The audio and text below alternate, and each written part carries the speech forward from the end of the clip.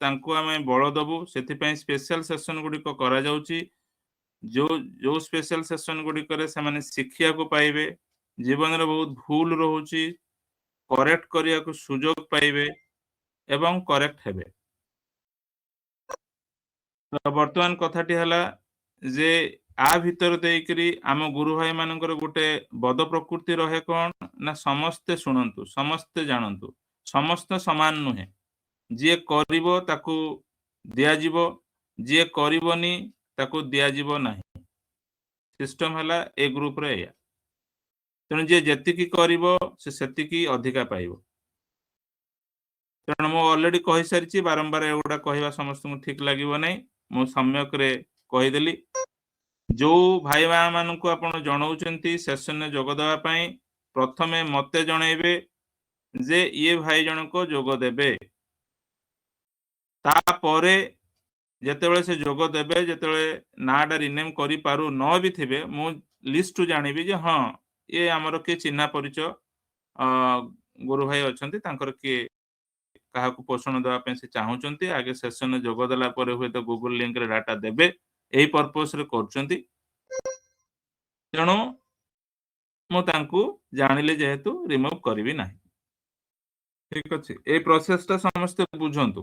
ଭୁଲ ବି ତ ହୁଏ, ଆପଣଙ୍କୁ ସମୟ ଦେଇକରି ଶିଖେଇବା ପାଇଁ ମୁଁ ଏଇଟା କହିଦେଲି। ଠିକ ଅଛି, 2ଟା ସେସନ ପରେ ସମସ୍ତେ ଶୁଣି ରଖନ୍ତୁ।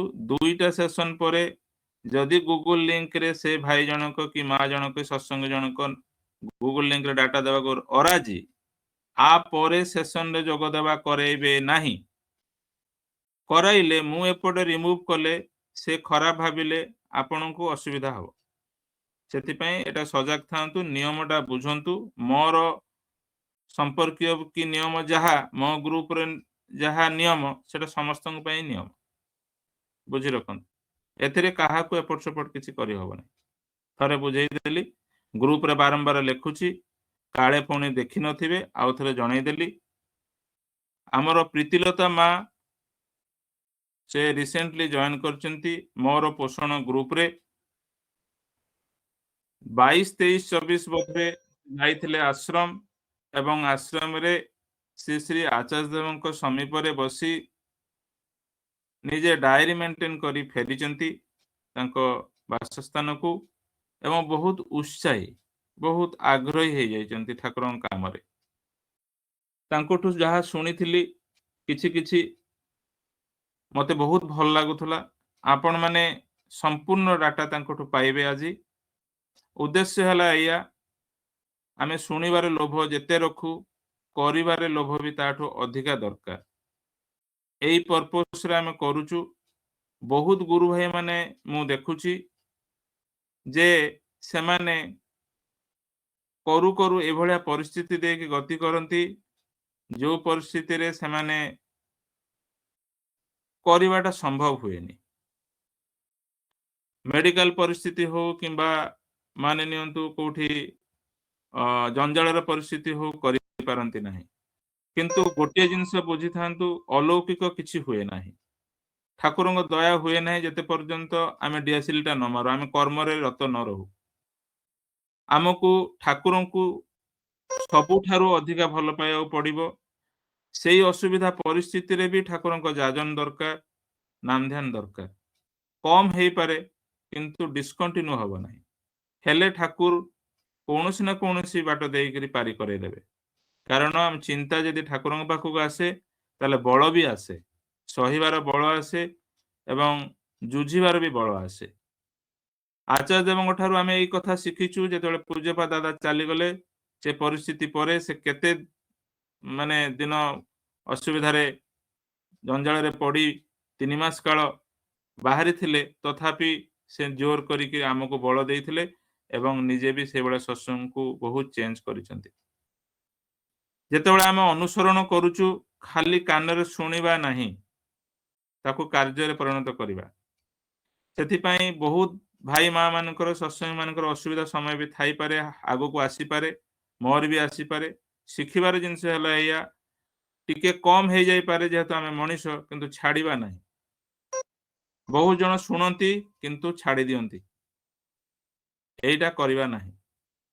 मोर अनुरोध समस्ते ए सेशन रो जहाँ शिखिबे निजे कागज कलम रे लेखि रखिबे निजर को भूल जिनसटा एठी सठिक आपण करिवार गोटे सुजोग पाइले कि मेथड पाइले कौशल पाइले ताको लेखि रखिबे गोटिए भी जिनस जदि शिखिबा हला आमर आज ताहले सेशन टा करिवार सार्थकता अछि मु कौनसी हिसाब रे भल पाएनी शुणिया पे जदि मोर आ भितर किसी शिखिकी करिवार किसी बाट पाइगली टिके भी किसी आइडिया पाइगली ताहले मु उपकृत हेली आ करिवा को आगे ठीक अछि एई आशा नै आपन पाखरु सेशन टी को आरंभ करिया पय प्रीतिलता मा को मैं अनुरोध करूची से तांकर नेटवर्क चेक करंतु एवं श्री श्री आचार्य आशीर्वचन को कहया पय आरंभ करंतु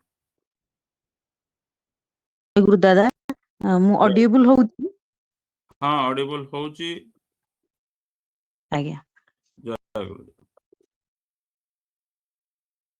मोर जीवनर आराध्य शिशि ठाकुर जगज्जननी लक्ष्मी परम पूज्यपाद बड़दा आजिर प्रधानता जे श्री दादाଙ୍କ श्रीचरण रे मोर अनंत कोटि प्रणाम ठाकुर परिवार प्रति प्रत्येक मु प्रणाम निवेदन करे एठी उपस्थित थिवा समस्त भाई और मां माननकु जय गुरु सहित जथामान्य प्रणाम निवेदन करे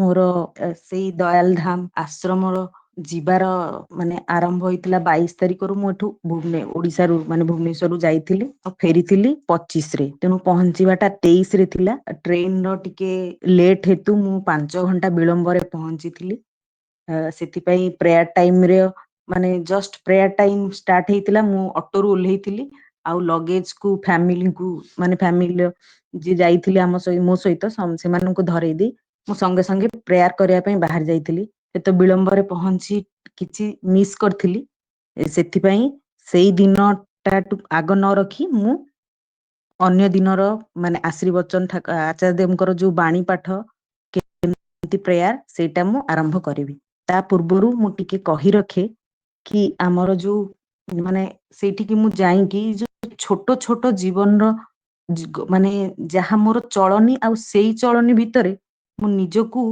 जेतेबेले मु कंपेयर करे सेतेबेले मो माने छोटो छोटो जिंस को मु सेठी अनुभव करथिया घटना टिके आपण मानक आगे आग प्रथमे तोଳି धरुची मु जाई पहुंची कि जेते प्रेयर माने प्रेयर से दिन नथिला किंतु पर दिनर कथा कहूची आचार्य देव आसीबार समय निर्धारण पूरा परफेक्ट जेमती प्रत्येक दिन आपण माने गले भी सेही समय केबे समय टिके भी भूल नाही सेटा प्रथम डिसिप्लिन द्वितीय आचार्य देव आसिकी तांकर ठाकुर को प्रणाम निवेदन कला परे आसिकी बसीबार स्थान आउ जो दंडटी धरिथिले रखिले से जो जागार स्थान प्रत्येक दिन माने दुई दिनर 3 दिनर घटनार जो 2 बेलार प्रेयर मु सेटा लक्ष्य कली सेटा पूरा सेम एक्जाक्टली सेम स्थान रे से जो दंडर धातव अंशटा जोठी रखा जाए पूरा प्रत्येक दिन सेही जगार रखा गला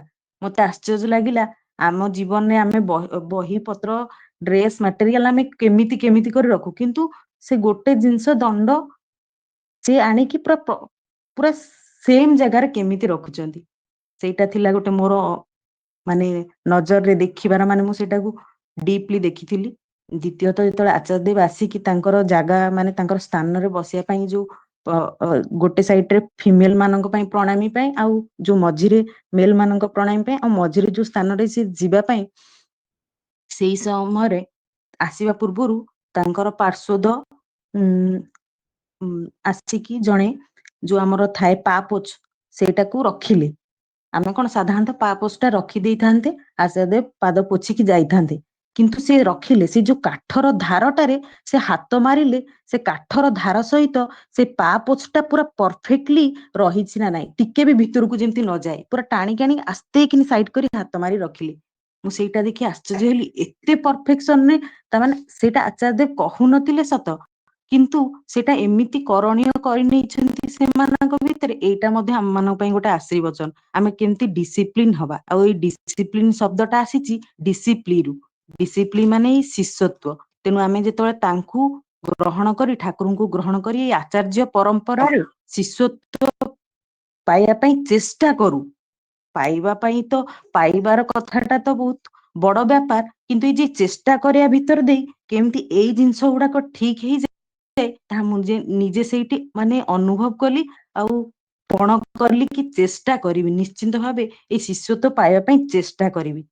ତେଣୁ ତାପରେ ଆଚାର୍ଯ୍ୟ ଦେବଙ୍କର ସେଇଠି ସ୍ଥାନ, ମାନେ ବସିବାର ସ୍ଥାନ, ଆଉ ତାଙ୍କର ଭାବ ଭଙ୍ଗୀ, ମାନେ ପ୍ରତ୍ୟେକଟି ଜିନିଷଟାକୁ ଲକ୍ଷ୍ୟ କଲେ ଏଇଟା କେବଳ ଅନୁଭବର ବ୍ୟାପାର। ଆପଣ ପ୍ରତ୍ୟେକ ସମସ୍ତଙ୍କୁ ମୋର ଅନୁରୋଧ, ଯୋଉମାନେ ଯାଇଛନ୍ତି ଆଉ ଯୋଉମାନେ ନ ଯାଇଛନ୍ତି ସେମାନେ ଦୟାଲ ଧାମ ମୋର ଆମ ଆଶ୍ରମକୁ ଯାଆନ୍ତୁ, ଆଉ ଏଇ ସବୁ ଜିନିଷ ଗୁଡାକୁ ଛୋଟ ଛୋଟ କରି ଦେଖନ୍ତୁ। ଆପଣଙ୍କ ମନକୁ ଏତେ ତୃପ୍ତି ଆଉ ଜୀବନଟା ଏତେ ସହଜ ହୋଇ ଉଠିବ, ଆପଣ ନିଜେ ଅନୁଭବ କଲେ ହିଁ ଜାଣିପାରିବେ। ତାପରେ ଆଉ ସେଇ ସମୟର ଗୋଟେ ଘଟଣା, ଆଚାର୍ଯ୍ୟ ଦେବ ଏଇ ଭାଷା କୋଷଟିକୁ ଜଣେ ଭାଇଙ୍କୁ ମାଗନ୍ତି ବାଣୀର ଗୋଟେ ଶବ୍ଦକୁ ମାନେ ଜାଣିବା ପାଇଁ। ସେ ଭାଇ ଭାଷା କୋଷଟି ନେଇ ଆଚାର୍ଯ୍ୟ ଦେବଙ୍କୁ ଦିଅନ୍ତି, ଆଉ ଆଚାର୍ଯ୍ୟ ଦେବ ସାଙ୍ଗେ ସାଙ୍ଗେ ପୁଣି ଫେରେଇ ଦିଅନ୍ତି। ଯେତେବେଳେ ସେ ଆଣି ବହି ସିର ଯଥାସ୍ଥାନରେ ରଖନ୍ତି, ଆମେ ଯଥାସ୍ଥାନରେ ସେ ରଖିଲେ, କିନ୍ତୁ ରଖିଲା ପରେ ତଳେ ଥିବା ବହି ସହିତ ସେ ପୁଣି ହାତ ମାରି ଦେଖନ୍ତି ପୁରା ପରଫେକ୍ଟଲି ତା ସହିତ ଫିଟ୍ ହେଇକରି ରହୁଛି ନା ନାଇଁ ଚତୁର୍ପାର୍ଶ୍ୱକୁ। ମତେ ସେଇଟା ଦେଖି ଆହୁରି ଆଶ୍ଚର୍ଯ୍ୟ ଲାଗିଲା ଯେ ଆମେ ବହିଟି ସ୍ଥାନରେ ରଖିଦେଇ ପାରୁ, କିନ୍ତୁ ଏତେ ପରଫେକ୍ଟଲି କେମିତି ହେଲେ। ତେଣୁ କେବଳ ସେଇ ଆଚାର୍ଯ୍ୟ ଦେବଙ୍କ ସହିତ ରହି ଆଉ ତାଙ୍କୁ ଅନୁସରଣ କରି ଆଉ ତାଙ୍କର ଶିଷ୍ୟତ୍ୱକୁ ପ୍ରାପ୍ତ ହବା ପାଇଁ ଯୋଉ ଚେଷ୍ଟା କରିକି ସେଇଗୁଡା ସବୁ ହେଇପାରିଛନ୍ତି। ତ ଆମେ ସେଇ ଜିନିଷ ଗୁଡାକୁ ଅନୁକରଣ କରିବା। ଯେମିତି ଆମର ଦାଦା ଟିକେ ପୂର୍ବରୁ ଡିସିପ୍ଲିନ କଥା କହୁଥିଲେ ବୋଲି ମୋ ମନରେ ଏଇ କଥାଟା ଆସିଲା। ମୁଁ କହିଲି ପ୍ରଥମେ ଏଇ ଜିନିଷଟା ମୁଁ ନିଶ୍ଚିନ୍ତ ଭାବେ ତୋଳି ଧରିବି ଯାହା ମୋ ମନକୁ ଆସିଛି। ତେଣୁ ଏଇ ଜିନିଷଟା ପରେ, ଏଇ ଯୋଉ ଘଟଣା ଗୁଡ଼ିକ ପରେ ମୁଁ ସେଇ ବାଣୀ ପାଠର କଥା ଆରମ୍ଭ କରୁଛି, ପ୍ରେୟାର କରିବାର କଥା। ସେଇ ପ୍ରେୟାର ମାଧ୍ୟମରେ ଆଚାର୍ଯ୍ୟ ଦେବଙ୍କର ପ୍ରେୟାରର ନିବେଦନଟା ଏତେ ମାନେ ଏତେ ଭାବ ବିହ୍ୱଳ ଥିଲା, କାରଣ ଆଚାର୍ଯ୍ୟ ଦେବଙ୍କ ଠାରୁ ମୁଁ ନିଜେ ହିଁ ଶୁଣିଛି ଓଡିଶା ଆଗମନ ସମୟରେ କହିଥିଲେ ପ୍ରେୟାରଟିକୁ, ଅବିନ୍ଦା ବି ଏବେ କହିଥିଲେ ପ୍ରେୟାରଟିକୁ ବହୁତ ଭାବ ବିହ୍ୱଳରେ କରିବ, ପ୍ରତ୍ୟେକଟି ଶବ୍ଦର ଅର୍ଥ ବୁଝିକି। ଆଉ ସେଇଟା ମୁଁ ନିଜେ ସେଇଠି ଦେଖିକି ଅନୁଭବ କଲି। କାରଣ ଆଚାର୍ଯ୍ୟ ଦେବ ହାତ ଦୁଇଟିକୁ, ହସ୍ତ ଦୁଇଟିକୁ ଯୋଡି କରି ମାନେ ପ୍ରତ୍ୟେକ ଦିନ ସେଇ ଗୋଟିଏ ସ୍ଥାନରେ ମୁଖ ଆଉ ମାନେ ଗଳା ଭିତରେ ଯୋଉ ସ୍ଥାନଟି, ସେଇ ସମୟରେ ସେଇ ସ୍ଥାନରେ ପ୍ରତ୍ୟେକ ଦିନ ରଖୁଥାନ୍ତି, ହାତଟି ଟିକେ ବି ହଲୁ ନଥିଲା। ମୁଁ ସେଇଟାକୁ ପୁରା ମାନେ ଦେଖିକି ମାନେ ଆହୁରି ମୋ ଭିତରେ ଆସିଲା କି କେତେ ମାନେ ଭାବ ବିହ୍ୱଳରେ ସେ କରୁଛନ୍ତି ଠାକୁରଙ୍କୁ। ସେ ଯୋଉ ପ୍ରତ୍ୟେକଟି ଶବ୍ଦର ଅର୍ଥକୁ ମାନେ ତାଙ୍କ ଭିତରେ ସେଇଟା କେମିତି କ୍ରିୟା କରୁଛି ସେଇଟା ପୁରା ଅନୁଭବ ହଉଥିଲା। ତେଣୁ ତାପରେ ସେଇ ପ୍ରାର୍ଥନା ପରେ ଆଚାର୍ଯ୍ୟ ଦେବ ଆସି ସ୍ଥାନ ଗ୍ରହଣ କରି ଆମ ମାନଙ୍କୁ ସେଇ ବାଣୀ ପାଠ ପରେ ସତ୍ୟାନୁସରଣ ବାଣୀ ଆଉ ପ୍ରତ୍ୟେକ ଦିନର କିଛି କିଛି ବାଣୀ ପଠନ ପରେ କେମିତି ଆମକୁ ବିଶ୍ଳେଷଣ କରି ବୁଝଉଥିଲେ, ତା ଭିତରୁ ମୁଁ ଯାହା ଯାହା ମାନେ ସେଇଠି ଶୁଣି ମନେ ରଖି, ଯାହା ଯାହା ମାନେ ମାନେ ସଂରକ୍ଷଣ କରି ରଖିଛି, ଆପଣ ମାନଙ୍କ ଆଗରେ ତୋଳି ଧରିବି।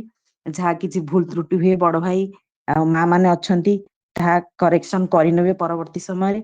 କିନ୍ତୁ ମୁଁ ପ୍ରଥମେ ଗୋଟେ ବାଣୀ ଥିଲା ଆମର,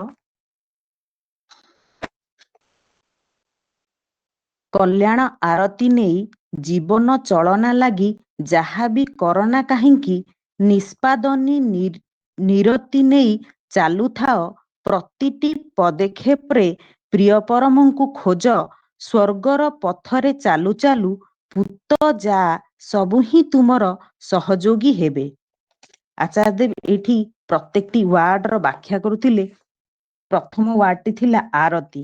ଆରତି ୱାର୍ଡର ସେ ଆକ୍ଷରିକ ଭାବରେ କହିଥିଲେ ଅନୁରକ୍ତି, ତାପରେ କହିଥିଲେ ଝୁଙ୍କ, ତାପରେ କହିଥିଲେ ଆଗ୍ରହ, ତାପରେ କହିଥିଲେ ଆସକ୍ତି, ତାପରେ କହିଥିଲେ ସୁଦୁ ଆଗ୍ରହ, ସୁଦୁ ଆଗ୍ରହୀ। ଏମିତି କହି ତାପରେ କହିଥିଲେ, ତାପର ସେଣ୍ଟେନ୍ସକୁ ଯାଇକି କହିଥିଲେ ଜୀବନ ଚଳନା ଲାଗି ଯାହାବି କରନା କାହିଁକି। ତାମାନେ ଜୀବନ ଚଳନା କଥାରୁ କହିଲେ ଜୀବନ ଯାପନ ପାଇଁ ଯାହା କରିବ ଏଇ ଆସକ୍ତି, ଏଇ ଅନୁରକ୍ତିର ଝୁଙ୍କରେ। ତା ପରବର୍ତ୍ତୀ ସମୟରେ ନିଷ୍ପାଦନୀ ନିରତି ନେଇ ଚାଲୁଥାଅ। ନିଷ୍ପାଦନୀୟ ଶବ୍ଦର ଅର୍ଥ କହିଥିଲେ ସମାପନ ବା ନିଷ୍ପତ୍ତି କରିବା, ମାନେ ସମାପନ କରିବା କହିଥିଲେ। ତ ତାପରେ କହିଥିଲେ ନିରତି।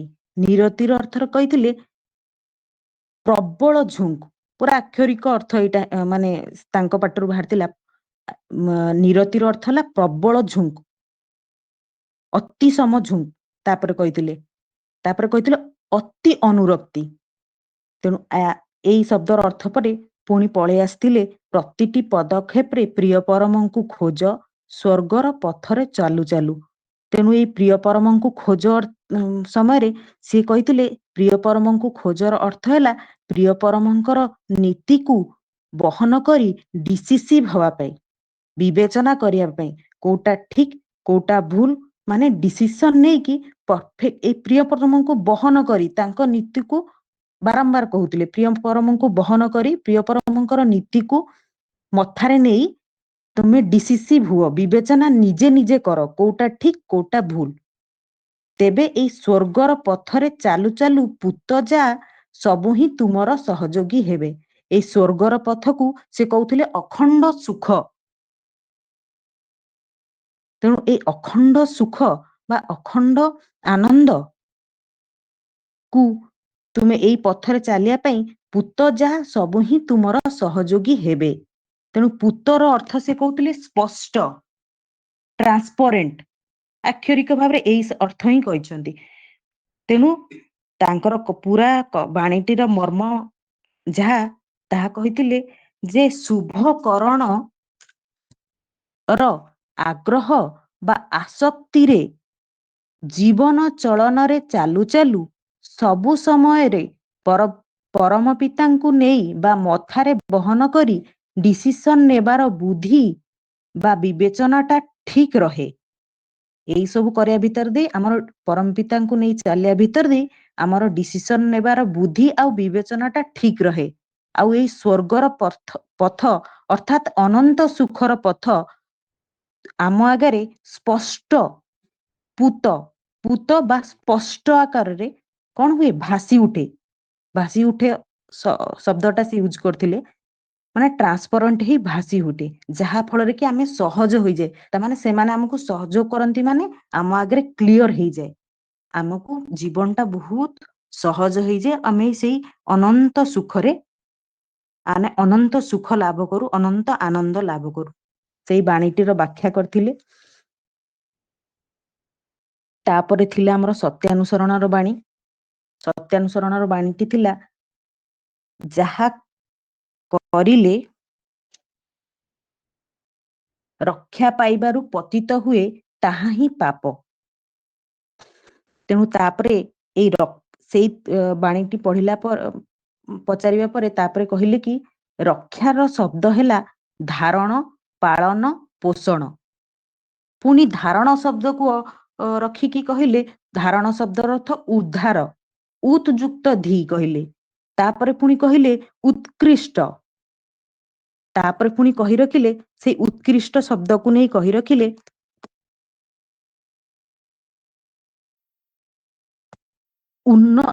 ସେଇଠୁ ଉତ୍କୃଷ୍ଟ ଶବ୍ଦରୁ କେମିତି ପାପ ଶବ୍ଦଟିକୁ ବ୍ୟାଖ୍ୟା କରିବା ପାଇଁ କହିଲେ ଉନ୍ନତି ଆକର୍ଷଣ ଧାରଣରେ ପତିତ ହେଲେ ହିଁ ତାହା ହିଁ ପାପ।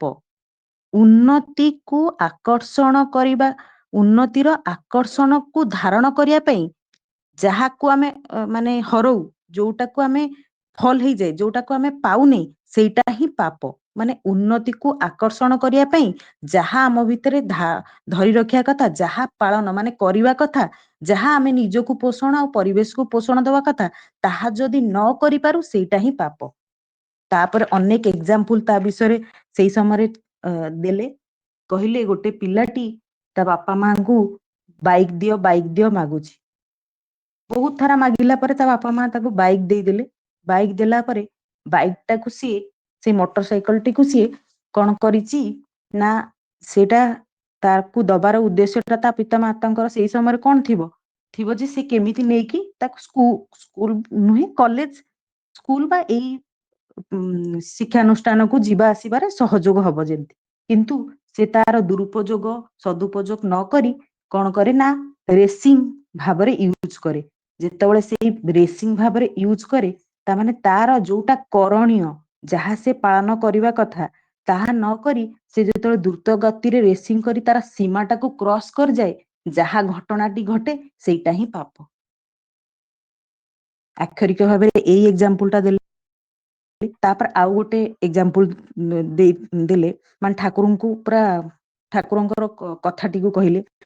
ଠାକୁରଙ୍କୁ ଆସିକି ଜଣେ ମା କହୁଛନ୍ତି ଯେ ଠାକୁର ମୋତେ ଅର୍ଥ ମାନ ଯଶ ଦରକାର। ଠାକୁର କହୁଛନ୍ତି ଦୂର ପରମପିତା ଦରକାର। ପୁଣି ଆଉଥରେ ସେ କହୁଛନ୍ତି ଠାକୁର ମୋତେ ଅର୍ଥ ମାନ ଯଶ ଦରକାର। ଠାକୁର ପୁଣି କହୁଛନ୍ତି ଦୂର, ଆରେ ପରମପିତା ଦରକାର। ପୁଣି ଆଉଥରେ ଯେତେବେଳେ ସେ କହୁଛନ୍ତି ଅର୍ଥ, ଠାକୁର ନାଇଁ ମୋତେ ଅର୍ଥ ମାନ ଯଶ ଦରକାର। ଠାକୁର କହୁଛନ୍ତି ହଉ ଠିକ ଅଛି, ପରମ ପିତାର ଇଚ୍ଛାରେ ଯା, ତୁ ଅର୍ଥ ମାନ ଯଶ ନେଇକି ଯା। ସେ ଲୋକଟି ସେଇଠୁ ଫେରି ଯାଇଛି। ଯାଇକି ଅର୍ଥ ମାନ ଯଶ ତ ଠାକୁର କହିଛନ୍ତି ମାନେ ନିଶ୍ଚିନ୍ତ ଭାବେ ତାକୁ ଅର୍ଥ ମାନ ଯଶ ପ୍ରାପ୍ତି ହେଇଛି। ହେଲା ପରେ ସେଇ ଅର୍ଥ ମାନ ଯଶକୁ ନେଇ ସେ କଣ ଯେ କରିଛି, ପରବର୍ତ୍ତୀ ସମୟରେ ଫେରି ଆସି ଠାକୁରଙ୍କ ପାଖରେ ଜରାଜୀର୍ଣ୍ଣ ଅବସ୍ଥାରେ ଆସି କାନ୍ଦି କାନ୍ଦି ନିବେଦନ କରୁଛି, ଠାକୁର ମୋର ଆଉ ସେ ଅର୍ଥ ମାନ ଯଶ ଦରକାର ନାହିଁ। ତାର ଅବସ୍ଥା ଦେଖି ଠାକୁର ବୁଝି ଯାଇଛନ୍ତି। ଠାକୁର କହୁଛନ୍ତି ଆରେ ମୁଁ ତ ତତେ ସେଇଦିନ ସେଇ କଥା ହିଁ କହିଥିଲି ଯେ ତୋର ଅର୍ଥ ମାନ ଯଶ ଦରକାର ନାହିଁ, ତୋର ପରମପିତା ଦରକାର। ଆଉ ତୁ ପରମପିତାଙ୍କୁ ପାଇଥିଲେ ତୁ ଅର୍ଥ ମାନ ଯଶ ସମସ୍ତ ଜିନିଷଟା ପାଇଥାନ୍ତୁ। ତୁ ତ ମାଗିଲୁ ଅର୍ଥ ମାନ ଯଶ, ତେଣୁ ଏଇଟା ହେଲା ପାପ। ସେଇଠୁ ଯେତେବେଳେ ସେ ବିଚ୍ୟୁତି ଲାଭ କଲା, ଯାହା କରଣୀୟ କଲାନି, ସେଇଟା ହେଲା ପାପ। ତାପରେ ଆଉ ଗୋଟେ ସେଇ ଇଏରେ ଏକ୍ସାମ୍ପଲ ଦଉଛନ୍ତି, ନାଇଁ ସେଠି ପଚାରୁଛନ୍ତି ଯେ ଠାକୁରଙ୍କୁ ଦୀକ୍ଷା ନେଇ ଯଦି ଛାଡି ଦିଆଯାଏ ତାହା କଣ ପାପ? ଆଚାର୍ଯ୍ୟ କହୁଛନ୍ତି ହଁ ସେଇଟା ବି ପାପ। କାହିଁକି ନା ଠାକୁରଙ୍କୁ ଧରିଥିଲେ, ଠାକୁରଙ୍କର ଦୀକ୍ଷା ନେଇକି ଯାହା କରଣୀୟ ସେ କରିଥିଲେ, ଯାହା ସେ ପ୍ରାପ୍ତ ହେଇଥାନ୍ତା, ଯୋଉ ପୂର୍ଣ୍ଣତ୍ୱ ସେ ପ୍ରାପ୍ତ ହେଇଥାନ୍ତା, ତାହା ସେ ହରାଇଲା। ତେଣୁ ସେଇଟା ବି ପାପ। ତାପରେ ଆଉ ଗୋଟେ ସେଇ ବାଣୀର ଏକ୍ସାମ୍ପଲରେ ଦେଇ କହୁଛନ୍ତି ହସ୍ପିଟାଲର କଥା, ଯେ ମଣିଷଟା ସେ ଅର୍ଥମାନ ଯଶର କଥାଟିକୁ ତୋଳି ଧରି କହୁଛନ୍ତି ଏଇ ମଣିଷଟା ଏତେ ଅର୍ଥମାନ ଯଶରେ ଧାଇଁଛି ଯେ ପିଲାଟି, ତାର ନିଜର ପିଲାଟି ଯେତେବେଳେ ଅସୁସ୍ଥ ହେଇଯାଉଛି, ହସ୍ପିଟାଲରେ ଆଡମିସନ ହଉଛି, ତଥାପି ତା ପାଖରେ ସମୟ ନାହିଁ, ସେ ଯାଇପାରୁନି ହସ୍ପିଟାଲକୁ। ସେ ଆଡମିସନ କରେଇ ଦେଇଛି କିନ୍ତୁ ହସ୍ପିଟାଲରେ ପହଞ୍ଚି ପାରୁନି, ସେ ଅର୍ଥମାନ ଯୋଗାଡରେ ସେ ରହିଯାଇଛି। ଯଦି ବି ଯାଉଛି ସେଠି ବି ସେ ଆଡଭର୍ଟାଇଜମେଣ୍ଟ କରୁଛି, ସେ ଡାଇରେକ୍ଟର ସହିତ କଥା ହଉଛି କେମିତି ସେ ଅର୍ଥମାନ କଲେକ୍ଟ କରିବ। ଏଇଭଳି ମାନସିକତାଟା ମଧ୍ୟ ଏବେ ବି ହେଲାଣି। ସେ ହୁଏତ ଆଚାର୍ଯ୍ୟ ଦେବ ସେଇଟା ସେ ଅନୁଭବ କରିଥିବେ, ତେଣୁ ଏଇ କଥାଟାକୁ ସେ ତୋଳି ଧରିଲେ।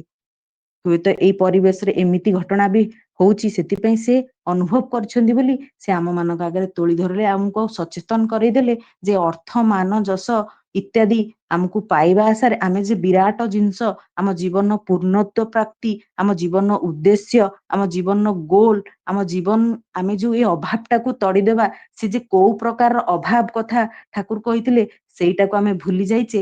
ସେଇଟା ସେ ଏଇ ବାଣୀର ମାନେ ମର୍ମ ବୁଝେଇ ଦେଇକି ଆମ ସମସ୍ତଙ୍କୁ ବୁଝେଇ ଦେଇଗଲେ। ଆଉ ସେଇ ଦିନର ବାଣୀର ପଠନ ଏଇଟି ଥିଲା। ତାପରେ ଆଚାର୍ଯ୍ୟ ଦେବ ସେଇଠୁ ସ୍ଥାନ ତ୍ୟାଗ କରି ଆମର ମାନେ ଏଇଟା ଥିଲା ପ୍ରେୟାର ପରର ବାଣୀ ପଠନ। ତାପରେ ଯୋଉ ବାଣୀ ପଠନ ଆସୁଥିଲେ ପୁଣି ପୂର୍ଣ୍ଣ, ସେ କେବଳ ବାଣୀ ପଢୁଥିଲେ, ସେତେବେଳେ ବିଶ୍ଳେଷଣ ହଉନଥିଲା। ତାପରେ କୋରସ ହଉଥିଲା, କୋରସ ପରେ ପୁଣି ଆଚାର୍ଯ୍ୟ ଦେବ ସେଇଠି ସ୍ଥାନ ପରିତ୍ୟାଗ କରି ଯାଉଥିଲେ। ଆମର ପରେ ପୁଣି ନାଟ ମଣ୍ଡପରେ ଆମେ ତାଙ୍କୁ ଦର୍ଶନ କରୁଥିଲୁ। ତାପରର ଘଟଣା ମୁଁ ଏଇ ବାଣୀ ପାଠଟା ସମ୍ପୂର୍ଣ୍ଣ ଭାବେ ମୋର ଯୋଉ 3 ଦିନର ରଖିବି, ତାପରେ ଆମ ନିବେଦନ କଥାକୁ ଯିବି। ଏଇଟା ଥିଲା 25 ତାରିଖର ଘଟଣା। ତାପର ପୂର୍ବ ଦିନ ଥିଲା 24 ତାରିଖର ବାଣୀଟି ଥିଲା ଶ୍ରେୟାର୍ଥ ସମ୍ବୋଧିର ସହିତ ତଦର୍ଥ ସଙ୍ଗତି ନେଇ ତୁମର କରିବା ଯେଭଳି ପାଇବାକୁ ଆମନ୍ତ୍ରଣ କରିବ, ଈଶ୍ୱରଙ୍କ କୃପା ବି ତୁମେ ପାଇବ ସେଭଳି। ଆଚାର୍ଯ୍ୟ ଦେବ ସେଇ ଶ୍ରେୟାର୍ଥ ଶବ୍ଦର ଅର୍ଥରେ କହୁଛନ୍ତି, ଶ୍ରେୟାର୍ଥ ଶବ୍ଦରୁ ଶ୍ରେୟ ଶବ୍ଦର ଅର୍ଥରେ କହୁଛନ୍ତି ଶ୍ରେୟ ମାନେ ଈଶ୍ୱର। ପୁଣି ଈଶ୍ୱରଙ୍କୁ ବ୍ୟାଖ୍ୟା କରିବା ପାଇଁ କହୁଛନ୍ତି ସର୍ବୋତ୍ତମ ସର୍ବଜନ ହିତକାରୀ ବିସ୍ତାର, ସେ ହଉଛନ୍ତି ଈଶ୍ୱର। ତାପରେ କହୁଛନ୍ତି ଈଶ୍ୱରଙ୍କୁ ଆମେ ସେ ରୂପରେ ଆସିଛନ୍ତି, କିନ୍ତୁ ଆମେ ତାଙ୍କୁ କନଫାଇନ କରିଦଉଛେ, ଆମେ ତାଙ୍କୁ ଗୋଟେ ଆକାର ଦେଇ ଦଉଛେ, କିନ୍ତୁ ସିଏ ସର୍ବଜନ ହିତକାରୀ ବିସ୍ତାର। ସେଥିପାଇଁ ସେ ବିସ୍ତାର ଶବ୍ଦଟା ୟୁଜ କଲେ, ମାନେ ସର୍ବତ୍ର ବ୍ୟାପ୍ତି ଯିଏ, ତାଙ୍କୁ ଆମେ ବିସ୍ତାର କହୁଛେ ନା, ତେଣୁ ସର୍ବତ୍ର ବ୍ୟାପ୍ତି ସେଇ ସମୟରେ ଜଣେ ଦାଦା କହିଲେ ତାହେଲେ ସେ ଆବଷ୍ଟ୍ରାକ୍ଟ, ଆମେ ପଢିଛେ ସବୁ ସମସ୍ତେ ଆବଷ୍ଟ୍ରାକ୍ଟ ନାଉନ୍, ସେମିତି ସେଇଥିରୁ ସେ ଶବ୍ଦଟା କାଢି କହିଲେ ଆବଷ୍ଟ୍ରାକ୍ଟ। ଆବଷ୍ଟ୍ରାକ୍ଟ କିନ୍ତୁ ଆଚାର୍ଯ୍ୟଦେବ ସଙ୍ଗେ ସଙ୍ଗେ କହିଲେ ନା ନା ଆବଷ୍ଟ୍ରାକ୍ଟ ନୁହେଁ, ସେ ତ ସର୍ବତ୍ର ବ୍ୟାପ୍ତି, ମାନେ ସମସ୍ତରେ ଇଏରେ ସମସ୍ତ ସ୍ଥାନ ନିର୍ଜୀବ ଜୀବ ସବୁଠି ବ୍ୟାପ୍ତି। ଆଉ ଜଣେ ସେଇ ସମୟରେ କହିଲେ ତାହେଲେ ସର୍ବଜୀବ ବ୍ୟାପ୍ତି। ଆଚାର୍ଯ୍ୟଦେବ କହିଲେ ନା ନା ସର୍ବଜୀବ ବ୍ୟାପ୍ତି ନୁହଁ, ସେ ଜୀବ ନିର୍ଜୀବ ବସ୍ତୁ ସମସ୍ତ ଠାରେ ବ୍ୟାପ୍ତି। ଆମକୁ ସେଇ ସମୟରେ କହୁଛନ୍ତି ଆମକୁ ଧରେଇ ଦିଆଯାଇଛି ଈଶ୍ୱରଙ୍କର ଆକୃତି ଏମିତି ବୋଲି ଆମେ ଭାବୁଛେ ଈଶ୍ୱରଙ୍କର ଆକୃତିଟା ଏମିତି, କିନ୍ତୁ ନୁହେଁ। ଈଶ୍ୱରଙ୍କର ଆକୃତି ନୁହେଁ। ଏଇ ସମୟରେ ଏଇ କଥାଟା କହିକି ତାପରେ ସେ ବିଭିନ୍ନ ମାନେ ଏକ୍ସାମ୍ପଲ ତାପରେ ବିଭିନ୍ନ ମାନେ କଥନ କରୁଛନ୍ତି। କହୁଛନ୍ତି ଏକ୍ସାମ୍ପଲରେ କହୁଛନ୍ତି ଏଇ ଯୋଉ ମାଇକ୍ ଟା ତୁମେ ଦେଖୁଛ, ଏ ମାଇକ୍ ଟାରେ ମୁଁ କହୁଛି ମାନେ ସମସ୍ତେ ଶୁଣୁଛନ୍ତି, ମାନେ ଏଇ ମାଇକ୍ ଯୋଗେ ଆମର କଣ ଭାଷାଟା ସୁଦୂରକୁ ପହଞ୍ଚି ପାରୁଛି। ତାମାନେ ଏଇ ମାଇକ୍ ର ଆକାର ଅଛି ବୋଲି ଆମେ ମାନେ ଭିଜିବିଲିଟି ଆମର ଦେଖିବା ତା ଏଇଟା ଧରେଇ ଦିଆହେଇଛି ମାଇକ୍ ର ସେପ୍ ଟା ଏମିତି ବୋଲିକି ଆମେ ଜାଣୁଛେ ଯେ ଏଇଟା ଏମିତି, ଯଦି ସେଟା ଭିଜିବୁଲ ହେଇନଥାନ୍ତା। ତାପରେ ପୁଣି କହୁଛନ୍ତି ସେଇ ୱେଭ ଲେନ୍ଥ, ଏବେ ରିସର୍ଚ୍ଚ ଚାଲିଛି ସେଇ ୱେଭ ଲେନ୍ଥ କୁ ବିନା ଭିଜିବିଲିଟି, ବିନା ବସ୍ତୁର ମାଧ୍ୟମ, ମାନେ ମାଧ୍ୟମଟା ସେ ମାଇକ୍ କିଛି ନ ରହିକି ସେଇ ୱେଭଲେନ୍ଥ ର ରିସର୍ଚ୍ଚ ଚାଲିଛି, ଯୋଉଟା କି ଆଣି ହବ ସେଇ ୱେଭଲେନ୍ଥ ଟାକୁ, ଯୋଉଟା କି ବିନା ମାଇକ୍ ରେ ବି ଆମେ ସମସ୍ତେ ମାନେ ସମସ୍ତଙ୍କ କଥା ଜାଣିପାରିବା। ଆଚାର୍ଯ୍ୟଦେବ କହୁଛନ୍ତି ରିସର୍ଚ୍ଚ ଟା। ତାପରେ ପୁଣି କହୁଛନ୍ତି ଏଇଟା ହୁଏତ ତାର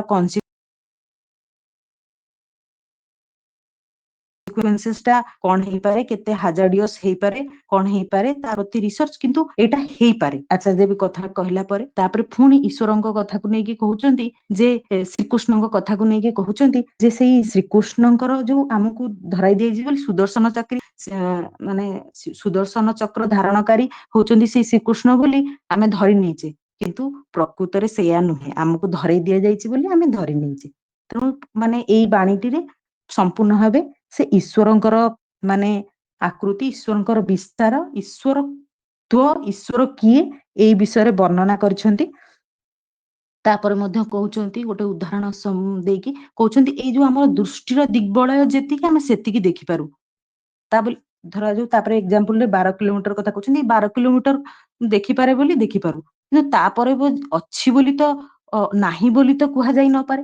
ସେଇ 12 କିଲୋମିଟର ପରବର୍ତ୍ତୀ ଠାରୁ ଆଉ କିଛି ନାହିଁ ବୋଲି କଣ ତୁମର ଦୃଷ୍ଟି ଯେତିକି ତା ମାନେ କଣ ସେତିକି? ତାପରେ ସେଇଟା କହିକି ସେଇଠୁ ରହୁଛନ୍ତି।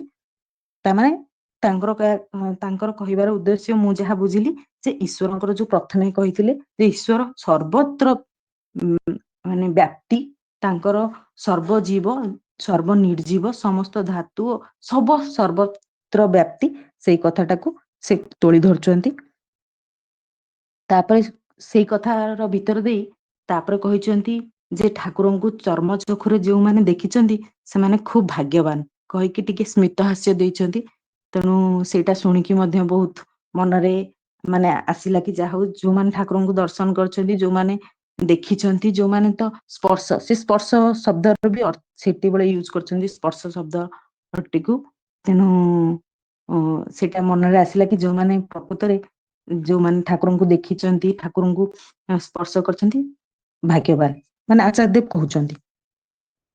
ସେଇ ବାଣୀଟିର ଶବ୍ଦ ମାନେ ସରିଲା ପରେ ମୁଁ ଯାହା ସେ ବାଣୀଟିରୁ ଯାହା ସେଇଠୁ ତୋଳି ଧରି ବୁଝିଲି, ଶ୍ରେୟାର୍ଥ ସମ୍ବୋଧିର ସହିତ ମାନେ ଈଶ୍ୱରଙ୍କର ଅର୍ଥ ସମ୍ବୋଧିର ମାନେ ଈଶ୍ୱରଙ୍କୁ ଧାରଣ କରିବା ପାଇଁ ଆମର ଯୋଉ ବୁଦ୍ଧିଟା ଯେତିକି ଆମେ ଈଶ୍ୱରଙ୍କୁ ନେଇକି ଆମକୁ ଯୋଉ ବୁଦ୍ଧିଟାକୁ ନଲେଜଟାକୁ ବିସ୍ତାର କରିବାକୁ ହେବ, ତଦର୍ଥ ସଙ୍ଗତି ନେଇ ସେଇଭଳି ଆମକୁ ସଙ୍ଗତି ମାନେ ସେଇଭଳି କମ୍ପାର୍ଟେବୁଲ ଆମକୁ ହବାକୁ ପଡିବ। ସେଇଭଳି ଆମକୁ ନିଜକୁ ସ୍ୱାସ୍ଥ୍ୟଗତ ଭାବରେ, ମାନସିକ ଭାବରେ, ସମସ୍ତ ଭାବେ ଶାରୀରିକ, ମାନସିକ, ସମସ୍ତ ସାମାଜିକ ସମସ୍ତ ଅବସ୍ଥାରେ ଆମେ ନିଜକୁ ସେଇଭଳି ପ୍ରସ୍ତୁତ କରିବା, ତୁମର କରିବା ଯେଭଳି ପାଇବାକୁ ଆମନ୍ତ୍ରଣ କରିବ। ଏଇ ସବୁ କରିବା ଭିତରେ ଆମେ କିଭଳି ଭାବରେ ପାଇଯିବା ଆମେ ଜାଣିପାରିବାନି। ଏଇ କାର୍ଯ୍ୟ ଗୁଡିକ ହିଁ ଅଟୋମେଟିକାଲି ଆମକୁ ପାଇବା ପାଇଁ କି ଆମର ଏଇ କାର୍ଯ୍ୟ ଗୁଡିକ ହିଁ ପାଇବାକୁ ଅଟୋମେଟିକାଲି ଇନଭିଟେସନ ଦବ। ଆଉ ଈଶ୍ୱରଙ୍କ କୃପା ବି ତୁମେ ପାଇବ ସେଇଭଳି। ଈଶ୍ୱରଙ୍କର କୃପା ହିଁ, କୃପା ମାନେ କରିକି ପାଇବା, ତେଣୁ ଏଇ କରିବା ମାଧ୍ୟମ ଦେଇ ଆମେ ସମସ୍ତ ଜିନିଷ ଗୁଡାକୁ ଯୋଉଗୁଡାକ ଆମର ଶାରୀରିକ, ମାନସିକ, ସାମାଜିକ ସମସ୍ତ ଜିନିଷକୁ କରିବା ଭିତରେ ଦେଇକି ଆମେ ସେ ଈଶ୍ୱରଙ୍କୁ ପ୍ରାପ୍ତି ହେଇପାରିବା। ତେଣୁ ଏଇ କରିବା ମାଧ୍ୟମରେ ହିଁ ପାଇବା। କୌଣସି ଅଲୌକିକ ଜିନିଷ ଠାକୁରଙ୍କ ଜଗତରେ ନାହିଁ, ଯାହା ମୁଁ ସେଇଠୁ ବୁଝିଲି। ତାପର ଥିଲା ଆମର ସତ୍ୟାନୁସରଣର ବାଣୀଟି। ଯାହା କରିଲେ ଅସ୍ତିତ୍ୱକୁ ରକ୍ଷା କରି ହୁଏ ତାହା ହିଁ ପୁଣ୍ୟ। ତାପରେ ସେଇ ସମୟରେ ସଙ୍ଗେ ସଙ୍ଗେ ଆଚାର୍ଯ୍ୟ ଦେବ କହିଲେ ଅସ୍ତିତ୍ୱ ଆସିଛି ଅଶ୍ରୁ, ଧାତୁ କହିନାହାନ୍ତି ଅଶ୍ରୁ, ଅସ୍ ମାନେ ହବା, ବିକମିଂ। ତାପରେ କହିଲେ ଏଇ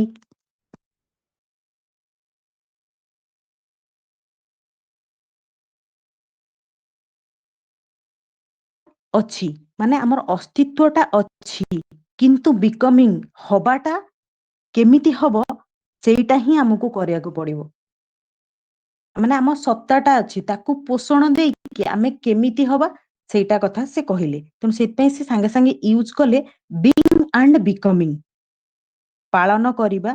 ତାପରେ ସେ ଆକ୍ଷରିକ ଭାବରେ ଏଇ ୱାର୍ଡ ଗୁଡା ୟୁଜ କଲେ, ପାଳନ କରିବା ବା ବଜାୟ ମାନେ ଅକ୍ଷୁଣ୍ଣ ରଖିବା, ବଜାୟ ରଖିବା, ପ୍ରୋଟେକ୍ଟ କରିବା, ଅସ୍ତି ବୃଦ୍ଧି,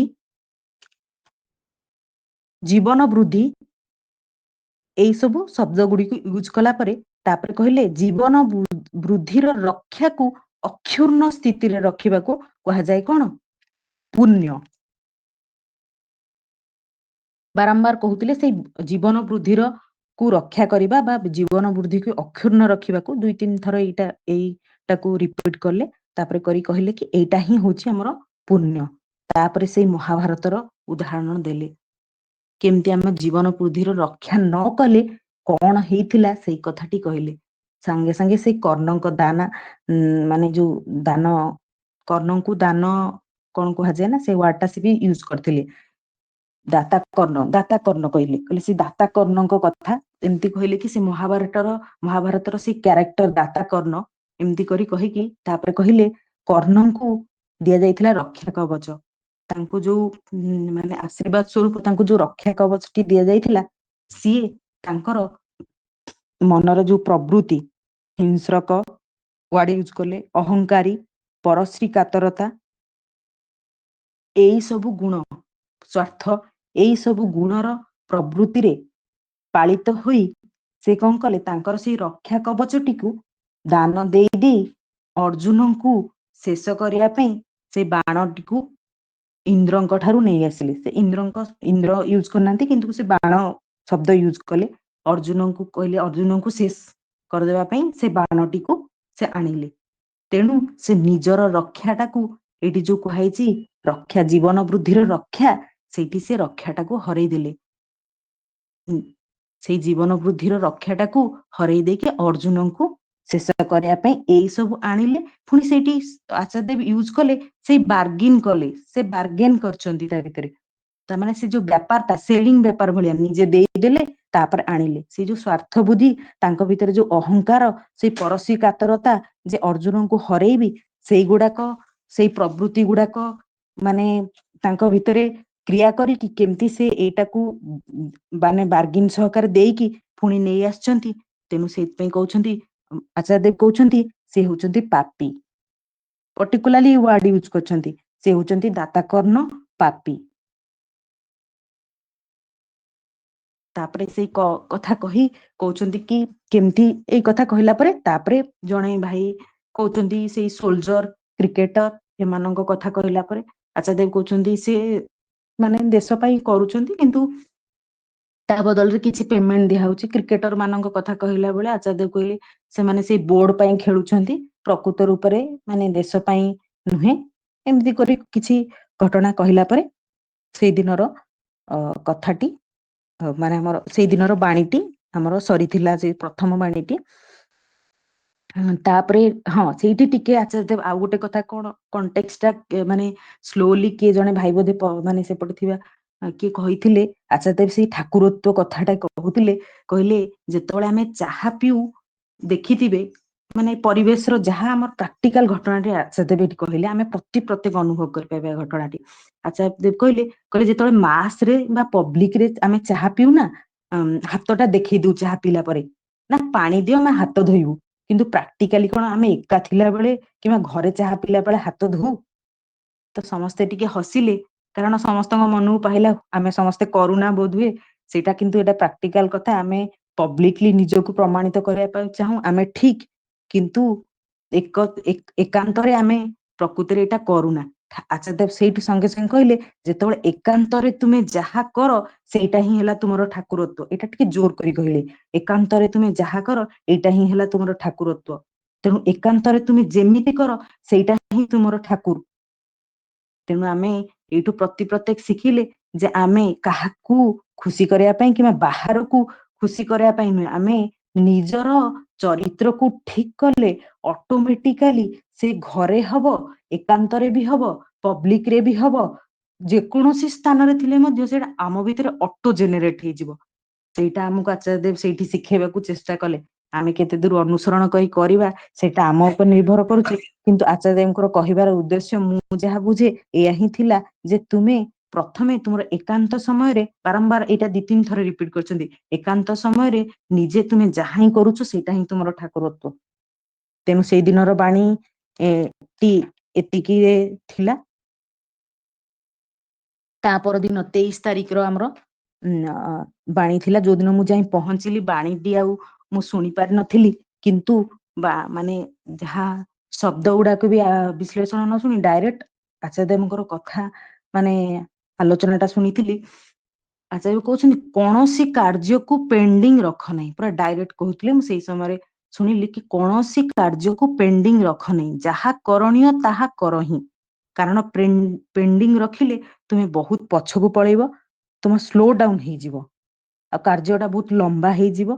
ତା ଭିତରେ ସେ ବାଣୀଟିରୁ ଗୋଟେ ୱାର୍ଡ, ବୋଧେ ବାଣୀଟି ତ ମୁଁ ଶୁଣି ନଥିଲି, ତ ବାଣୀଟିରୁ ଗୋଟେ ୱାର୍ଡ କହୁଥିଲେ ନିଗ୍ରହ। ନିଗ୍ରହ ମାନେ ଦଣ୍ଡ, ସେ କହୁଥିଲେ ଦଣ୍ଡ ଆଉ ବିଧି। ତାମାନେ ମୁଁ ଯାହା ବୁଝେ ଟିକେ ଭାବୁଛି କି ଦଣ୍ଡ ଆଉ ବିଧି ମାନେ ଯାହା ଯଦି ଆମେ ଯାହା କରଣୀୟ ତାହା ନ କରୁ ତାହେଲେ ଦଣ୍ଡ ଆଉ ବିଧି ଆମକୁ ଛାଡିବନି, ନିଶ୍ଚିନ୍ତ ଭାବେ ଦଣ୍ଡିତ କରିବ, ବିଧି ଆମକୁ ନିଶ୍ଚିତ ଭାବେ ଥାପଡ ମାରିବ। ତେଣୁ ସେଥିପାଇଁ ଆଚାର୍ଯ୍ୟ ଦେବ କହିଲେ ଯାହା ପେଣ୍ଡିଂ, କୌଣସି ଭାବେ ପେଣ୍ଡିଂ କୌଣସି କାମ ରଖିବ ନାହିଁ। 2-3 ଥର ରିପିଟ କରି କହିଲେ। ତାପରେ କହିଲେ ଯେ ସେ କହିଲେ ସେ ପିରିୟଡ ଟା ଲେନ୍ଥ ହେଇଯିବ, ୱେଭି ମାନେ ବହୁତ ଲମ୍ବା ହେଇଯିବ।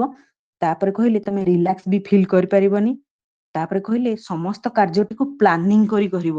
ପ୍ଲାନିଂ କରିବା ଭିତରେ ଦେଇ ତୁମ ମସ୍ତିଷ୍କଟା, ତୁମର ବ୍ରେନ ର କାପାବିଲିଟି ବଢିବ, ତୀକ୍ଷ୍ଣ ହେଇଯିବ। କାହିଁକି ନା ତୁମେ ସେଇ କାର୍ଯ୍ୟ କରିବା ପାଇଁ କି ଯେଉଁ ଭାବିଲ, ଯେଉଁ କ୍ରିୟା ବ୍ରେନରେ ମାନେ ଭାବିବା ଦ୍ଵାରା ଯାହା କ୍ରିୟା ହେଲା ସେଇଟା ତୁମକୁ ପୁଶ କରିବ ଯେ ତୁମେ ଟାର୍ଗେଟିଭ ହେଇକି ଠିକ ଭାବରେ କରିବା ପାଇଁ। ସେଇ ସମୟରେ କିଛି ଏକ୍ସାମ୍ପଲ ଦେଲେ, କହିଲେ ଯଦି ତୁମେ ଆବୁଲ ତାବୁଲ କରି ମାନେ ଏପଟ ସେପଟ କରି କଥା ମାନେ ବହୁତ ମୁଣ୍ଡରେ ଏପଟ ସେପଟ ଚିନ୍ତା କରିକି ପ୍ଲାନ ଆଗରୁ ନ କରିଥିବ, ହୁଏତ ତମେ ଯାଉଥିବ ତଳକୁ ଚାବିଟା ଭୁଲିଗଲ, ପୁଣି ଆସିବ ଚାବି ନବା ପାଇଁ, ସମୟ ନଷ୍ଟ ହେଲା ନା ନାଇଁ। ଆଖରିକ ଏଇ କଥାଟା ହିଁ ସେ କହିଥିଲେ, ଚାବିର ଏକ୍ସାମ୍ପଲ ଟା ଦେଇଥିଲେ। ତାପରେ କହିଲେ କି ଅର୍ଗାନାଇଜ ହେଇକି ସବୁବେଳେ କାମ କରିବ, ଅର୍ଗାନାଇଜ ନହେଲେ ଏଇ ସବୁ ଘଟଣା ଗୁଡା କହିଲେ। ୱିଦାଉଟ୍ ପ୍ଲାନିଂ, ଲିଷ୍ଟ ମ୍ୟାନେଜମେଣ୍ଟ ହେଲେ ତମର କଣ କଣ ସବୁ ଅସୁବିଧା ହବ, ମାନେ କଣ କଣ ଅସୁବିଧା ହବ କହିଲେନି, ମାନେ କହିଲେ ତୁମେ ଏମିତି କରିବ ହେଲେ ତୁମର କାର୍ଯ୍ୟ ଗୁଡାକ ଠିକ ସମୟରେ ହେଇପାରିବ, ନହେଲେ ତୁମେ ଅସୁବିଧାର ସମ୍ମୁଖୀନ ହବ। ଏଇ ସେଦିନର ବାଣୀଟି ତ ମୁଁ ଶୁଣି ପାରିନଥିଲି, ଏତିକତା ସେଇ ବାଣୀ ପରେ ଏଇ ସବୁ ପାର୍ଟ ଟା ଶୁଣିଥିଲି। ତାପରେ ଆମର ଥିଲା ସତ୍ୟାନୁସରଣର ବାଣୀ। ସତ୍ୟାନୁସରଣ ବାଣୀଟି ଥିଲା ଯେଉଁଠାକୁ ଗମନ କରିଲେ ମନର ଗ୍ରନ୍ଥିର ମୋଚନ ବା ସମାଧାନ ହୁଏ ତାହା ହିଁ ତୀର୍ଥ। ତାପରେ ଆଚାର୍ଯ୍ୟ ସଙ୍ଗେ ସଙ୍ଗେ ସେ ଗ୍ରନ୍ଥିର ଶବ୍ଦର ଅର୍ଥରେ କହିଥିଲେ ବନ୍ଧନ ଆଉ ମାନେ ଗ୍ରନ୍ଥିର ମୋଚନର ଅର୍ଥରେ କହିଥିଲେ, ଗ୍ରନ୍ଥିର ଅର୍ଥରେ କହିଥିଲେ ବନ୍ଧନ, ଆଉ ଗ୍ରନ୍ଥିର ମୋଚନ ଅର୍ଥରେ କହିଥିଲେ ବନ୍ଧନ ଖୋଲିଯାଏ, ମୋଚନ ହେଇଯାଏ ମାନେ ଖୋଲିଯାଏ ବା ମୀମାଂସିତ ହୁଏ, ମୀମାଂସା ହୁଏ କହିଥିଲେ।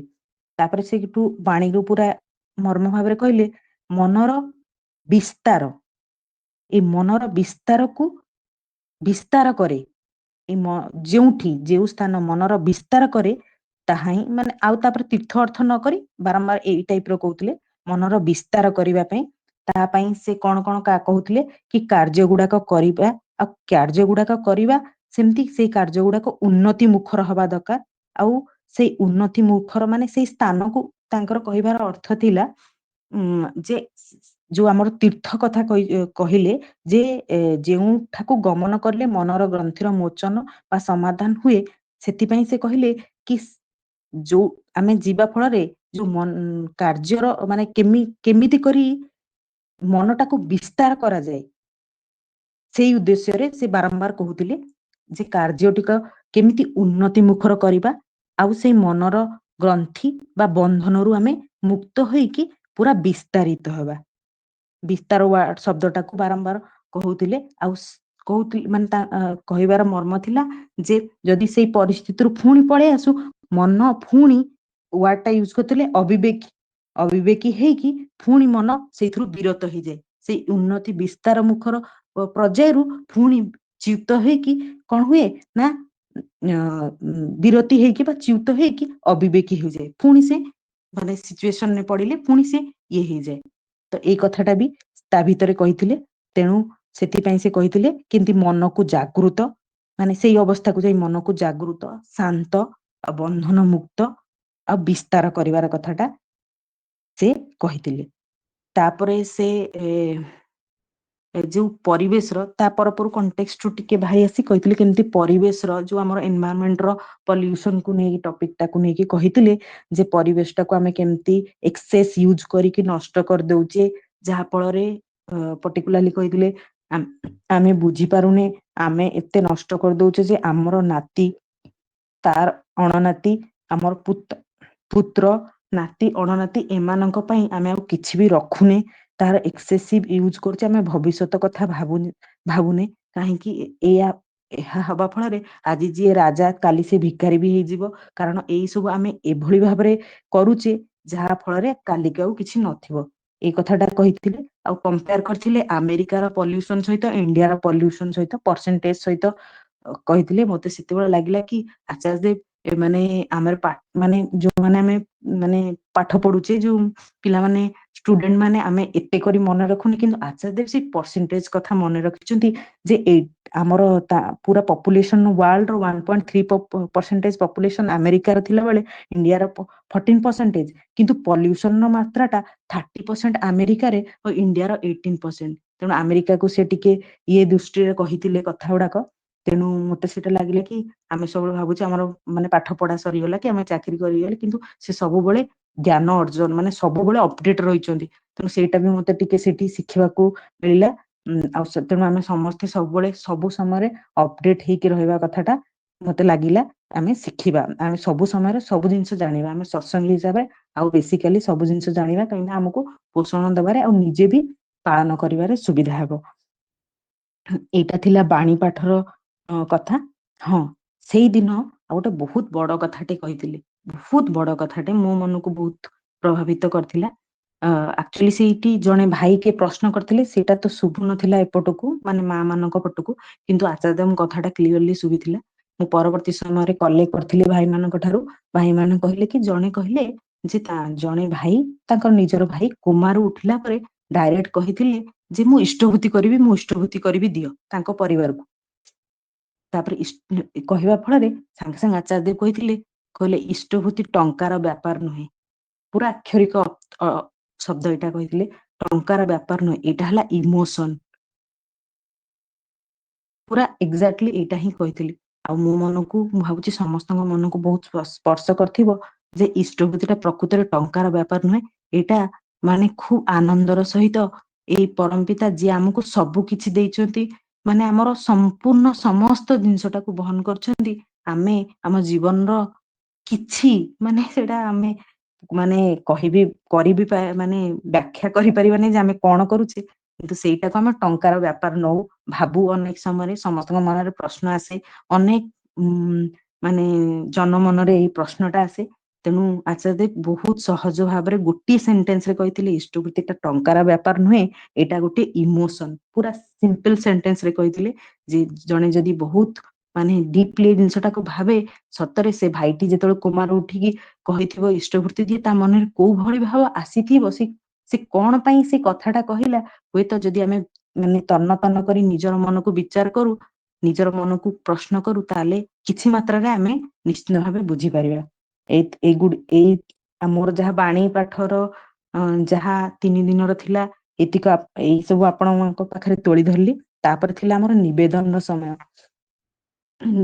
କହି ରଖେ ନିବେଦନ ସମୟରେ ଆଚାର୍ଯ୍ୟ ଦେବ ବାରମ୍ବାର କରି କହୁଥିଲେ ଏଠି କୌଣସି ଅଲୌକିକ ଘଟଣା ନାହିଁ, କୌଣସି ମୁଁ କହିଦେବି ହେଇଯିବ, ଏଇଟା ଛୁଆଇଁ ଦେଲେ ହେଇଯିବ, ସେମିତି କୌଣସି ଜିନିଷ ନାହିଁ, ପ୍ରାକ୍ଟିକାଲି କରିବା ଆଉ ପାଇବା। ଆଚାର୍ଯ୍ୟ ଦେବ ବାରମ୍ବାର କରି ଏଇଟା ପୁରା କ୍ଲିୟରଲି କହୁଥିଲେ, ମାନେ କହିବାର ଅର୍ଥ ଥିଲା ଏଇଆ କି କୌଣସି ଅଲୌକିକ ଜିନିଷ ନାହିଁ। କିନ୍ତୁ ତା ଭିତରେ ଅନେକ ନିବେଦନ ହେଇଥିଲା ଓ ତା ଭିତରେ କିଛି କିଛି ନିବେଦନ କରିବାର ମୁଁ ମାନେ ସଂଗ୍ରହ କରିକି ମାନେ ଆଣିଛି। କାହାର ଜୀବନରେ ଯଦି ଏଇଟା ଖାପ ଖୁଆଇବ, କିଏ ଯଦି ନେଇକି ଜୀବନରେ ଗ୍ରହଣ କରିକି ତାକୁ ମାନେ ପାଳନ କରିକି ଉପକୃତ ହେବ, ତ ସେଥିପାଇଁ ମୁଁ କହି ରଖେ।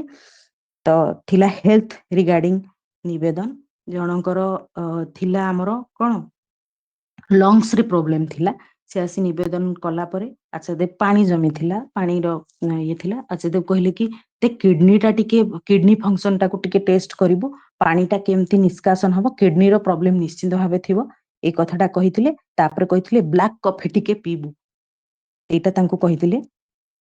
ତାପରେ ଆଉ ଜଣେ ମାଙ୍କର ନେକ୍ ମାନେ ବେକରେ ଟିକେ ସମସ୍ୟା ଥିଲା, ତ ସିଏ ଆସି କହିଥିଲେ, ସେ ଆଚାର୍ଯ୍ୟ ଦେବ ପୁରା ପୋଶ୍ଚର ଦେଖେଇକି ତାଙ୍କୁ କହିଥିଲେ ଯେ ଏଇଭଳି କଣ୍ଡିସନରେ ବସିକି ଆମେ ନାମ ଧାନ କଲା ବେଳେ ଯୋଉ ପୋଶ୍ଚରରେ ବସିକି ଟିକେ ପଛକୁ ମୁଣ୍ଡଟା ଟିକେ ତଳ ପଛ ଆଡକୁ ଝୁଙ୍କେଇ କରି ଆଚାର୍ଯ୍ୟ ଦେବ ପୁରା ଏକଦମ ଗୋଟେ କପଡା ରଖିକି ତାଙ୍କୁ ଦେଖେଇ ଦେଇଥିଲେ।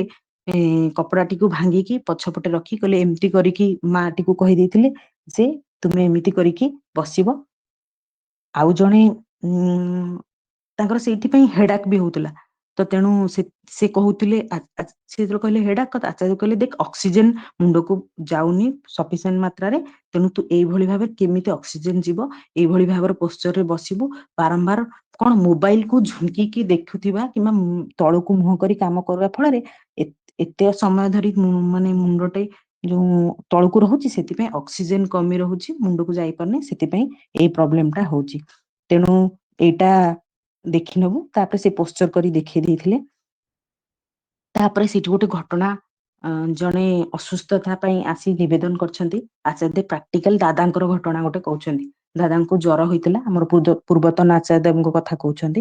ତାଙ୍କୁ ଜ୍ୱର ହେଇଥିଲା, ଆଚାର୍ଯ୍ୟ ଦେବ ଯୋଉ ଦାଦା କଣ କରିଛନ୍ତି ନା, ସେଇ ଜ୍ୱର ମାନେ ଅସୁସ୍ଥତାକୁ ମାନେ ଦୁର୍ବଳ କରିବା ପାଇଁ ସେ ଗାଧେଇକି ଆସିଲେ, ଝାଡଝୁଡି ହେଇଗଲେ, ପୁରା ପରିଷ୍କାର ଭାବରେ ଆସିକି ଖରାରେ ବସି କହିଲେ ଆରେ ପୁରା ଏମିତି ହାତକୁ ପୋଶ୍ଚର ଯେମିତି ଆମର ବଡି ବିଲ୍ଡର ମାନେ ପୋଶ୍ଚର କରନ୍ତି ସେମିତି କରି କହିଲେ ଆରେ ମତେ ଜ୍ୱର କାହିଁ, ମୁଁ ପୁରା ସୁସ୍ଥ, ଏଇ ଦୁର୍ବଳ ମନୋଭାବଟା ହିଁ ଖରାପ, ଯେ ମୁଁ ଅସୁସ୍ଥ ଏଇଟା ହିଁ ଖରାପ।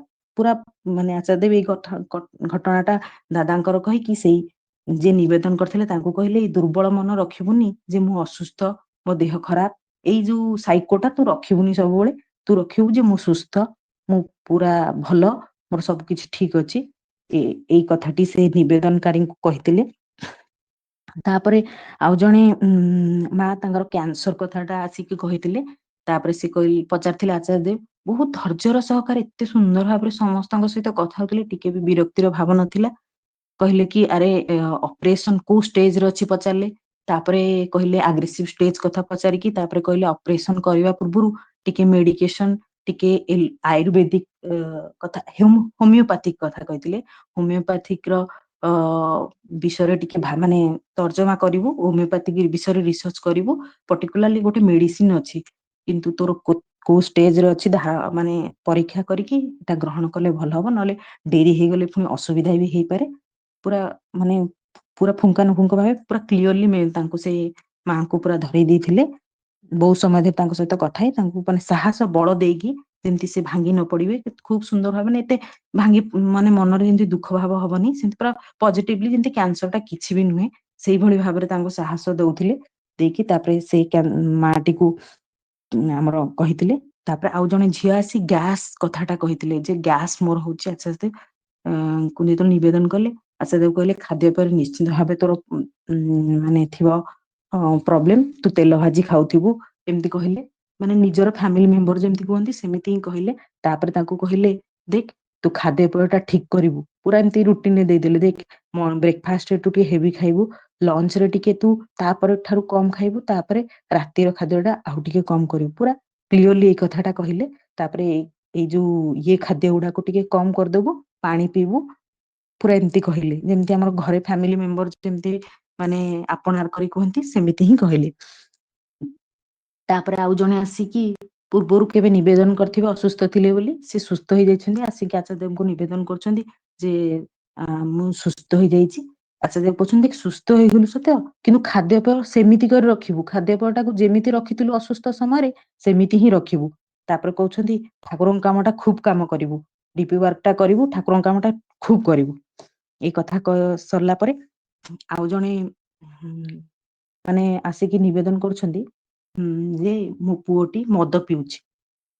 କହିଲା ପରେ ଆଚାର୍ଯ୍ୟ ଦେବ କହୁଛନ୍ତି ଯେ ଯିଏ ମଦ ପିଉଛି ତାର ପୁଅ, ଯୋଉ ତାର ବାପା, ତାର ଭାଇ, ଯିଏ ବି ନିବେଦନ କରୁଛନ୍ତି, ଯଦି ସେମାନେ କିଛି କରିପାରୁନାହାନ୍ତି ତାହେଲେ ସେମାନଙ୍କର ହିଁ ଭୁଲ।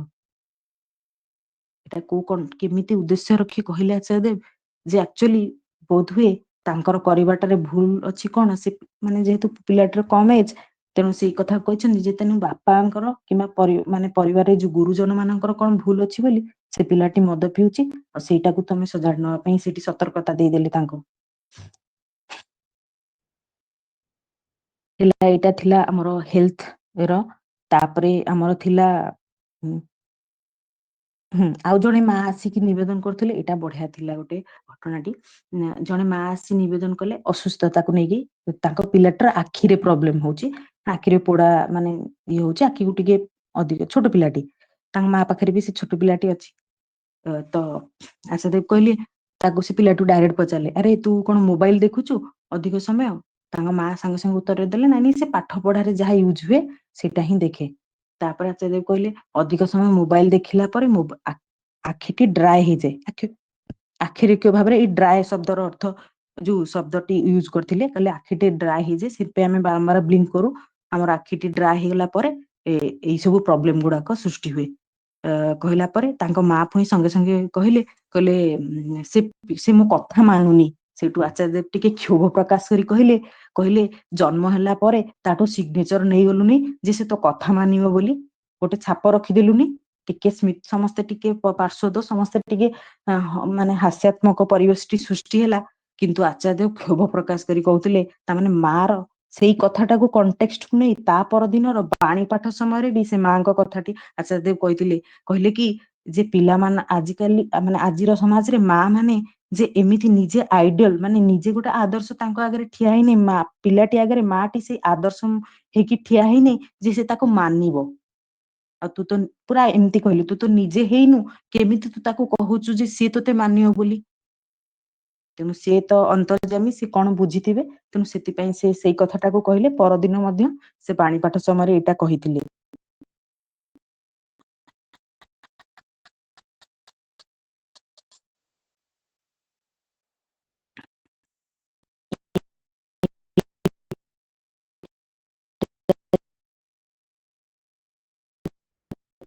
ଦି ଜଣ ଦୁଇ ଭଉଣୀ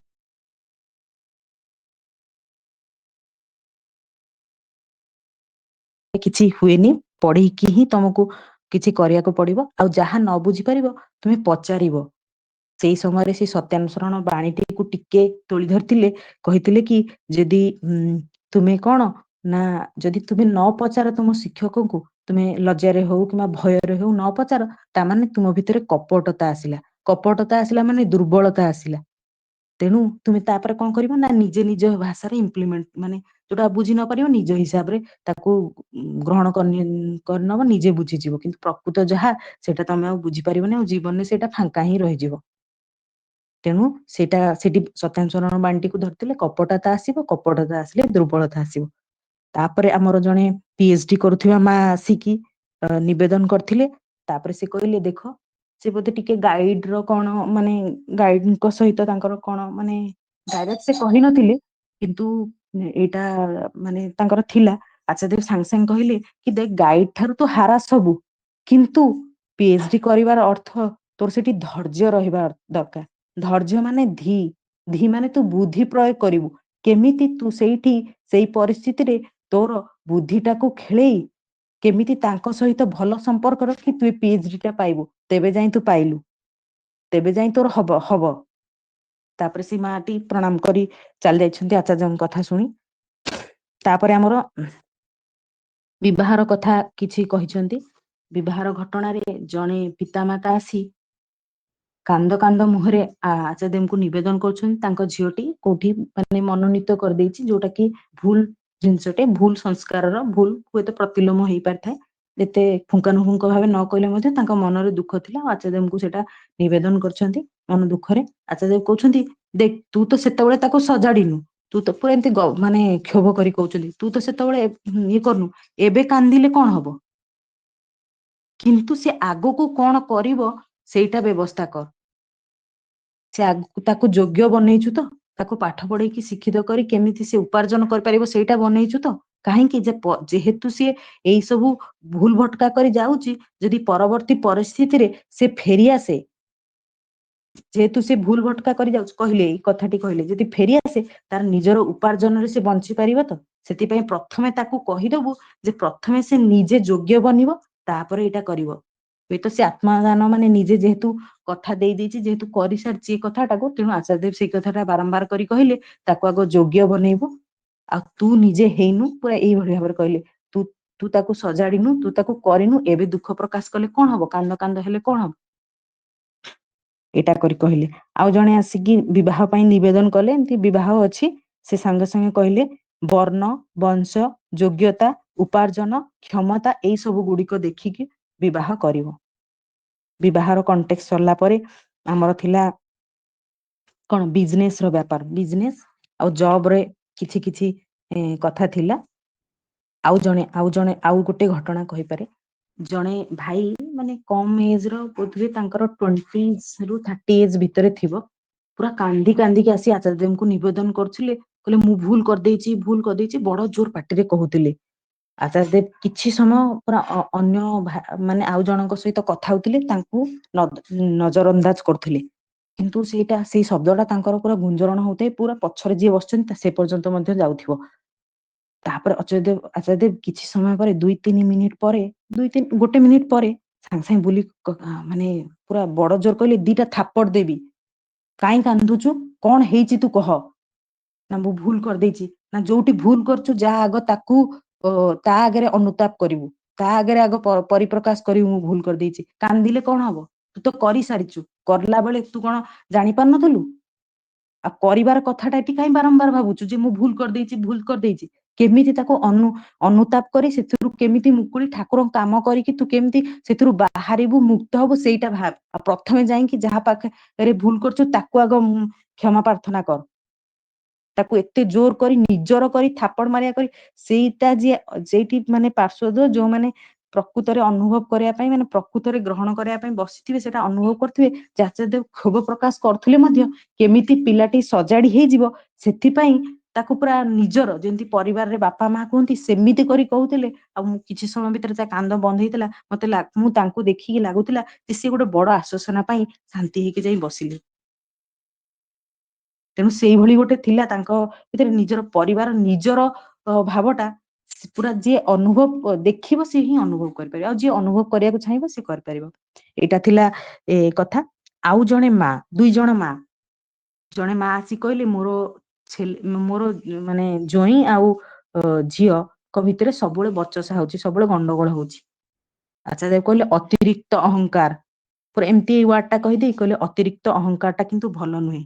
ମାନେ ପରସ୍ପର ଭିତରେ କାହା ଭିତରେ ଅହଙ୍କାର ରହୁଥିବ ବୋଲି ଏଇ ଯୋଉ ଆମର ବଚସାଟା ହଉଛି, ମାନେ ଗଣ୍ଡଗୋଳଟେ ହଉଛି।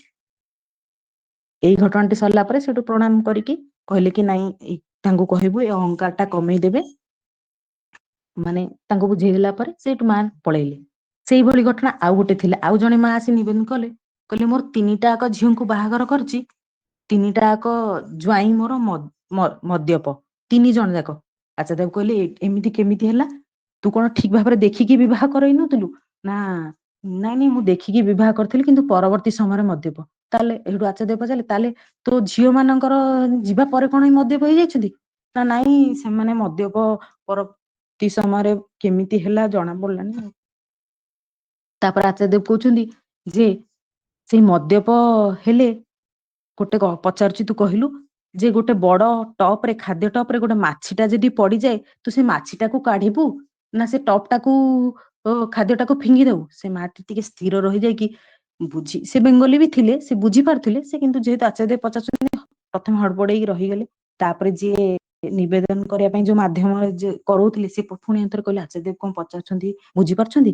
ସେଠୁ ଆଚାର୍ଯ୍ୟ ଦେବ ସିଏ ଭୁଲ ଭଟକା କରି କହିଦେଲେ ଯେ ଖାଦ୍ୟଟାକୁ ଫୋପାଡି ଦିଅ। ଆଚାର୍ଯ୍ୟ ଦେବ କହିଲେ କଣ କହିଲୁ ନା ତାପରେ କହିଲେ ସେ ବୁଝିପାରୁନି ବୋଧେ। ଆଚାର୍ଯ୍ୟ ଦେବ ଡାଇରେକ୍ଟ କହିଲେ ସେ ବୁଝିପାରୁନି ବୋଧେ। ତାପରେ ସେ ମାଟି ପୁଣି କହିଲେ ଆଚାର୍ଯ୍ୟ ଦେବ କହିଲେ ମାଛିଟିକୁ ଫୋପାଡି ଦେବି। ଆଚାର୍ଯ୍ୟ ଦେବ କହିଲେ ବୁଝିଲୁ, ତାର ଅର୍ଥ ବୁଝିଲୁ? ତାମାନେ କଣ ସେଇ ମଦ୍ୟପ ଗୁଣଟାକୁ ତୁ କେମିତି କାଢିଦବୁ, ତୋର ଝିଅ ମାନଙ୍କୁ ବୁଝେଇଦବୁ ଯେ ମଦ୍ୟପ ଗୁଣଟାକୁ ତାଙ୍କ ଭିତରୁ କାଢିଦବ, ତା ବୋଲି କଣ ତାଙ୍କୁ ଫୋପାଡି ଦବ? ତେଣୁ ସେଇ ଝିଅ ମାନଙ୍କୁ ଚେଷ୍ଟା କରିବାକୁ ତାଙ୍କ ମାଙ୍କ ମାଧ୍ୟମରେ ଜଣେଇଦେଲେ ଯେ ସେ ମଦ୍ୟପ ଗୁଣଟାକୁ କେମିତି ତାଙ୍କ ଭିତରୁ କାଢିଦବା ପାଇଁ। ଏଇଟା ଥିଲା ସେଇ ଦୁଇ ମାଙ୍କର କଥା। ଏଇ ଜବ୍ ପାଇଁ କି ଯୋଉ ପିଲାମାନଙ୍କର ପ୍ରିପାରେସନ ପଢିବା ଭିତର ଦେଇ ମାନେ କିଛି ନିବେଦନ ଥିଲା। ଜଣେ କହିଲେ କି ମୁଁ କମ୍ପିଟେଟିଭ ପାଇଁ ପ୍ରିପେୟାର ହଉଛି, ମୁଁ କଣ କରିବି, ଜାଣିପାରୁନି କଣ କରିବି। ଆଚାର୍ଯ୍ୟ କହିଲେ ତୁ ଡିସିସନ ହିଁ ନବୁ, ତୁ ଡିସିସିଭ ହବୁ, କୋଉଟା କରିବୁ ତୋର କାପାବିଲିଟି ଟାକୁ ତୁ ବଢେଇକି ତୁ ଜାଣିବୁ ଯେ ମୁଁ କୋଉଟା କଲେ ମୋ ପାଇଁ ତୁ ହିଁ କେବଳ କରିପାରିବୁ। ମୁଁ କହିଲେ ହେବନି କି କିଏ ବି କହିଲେ ହେବନି, ତୋତେ କରିବାକୁ ହିଁ ପଡିବ। ତେଣୁ ତୁ କୋଉ ଫିଲ୍ଡରେ ଯୋଗ୍ୟ ତୁ ସେଇଟାକୁ ନିଜେ କାଢିବୁ।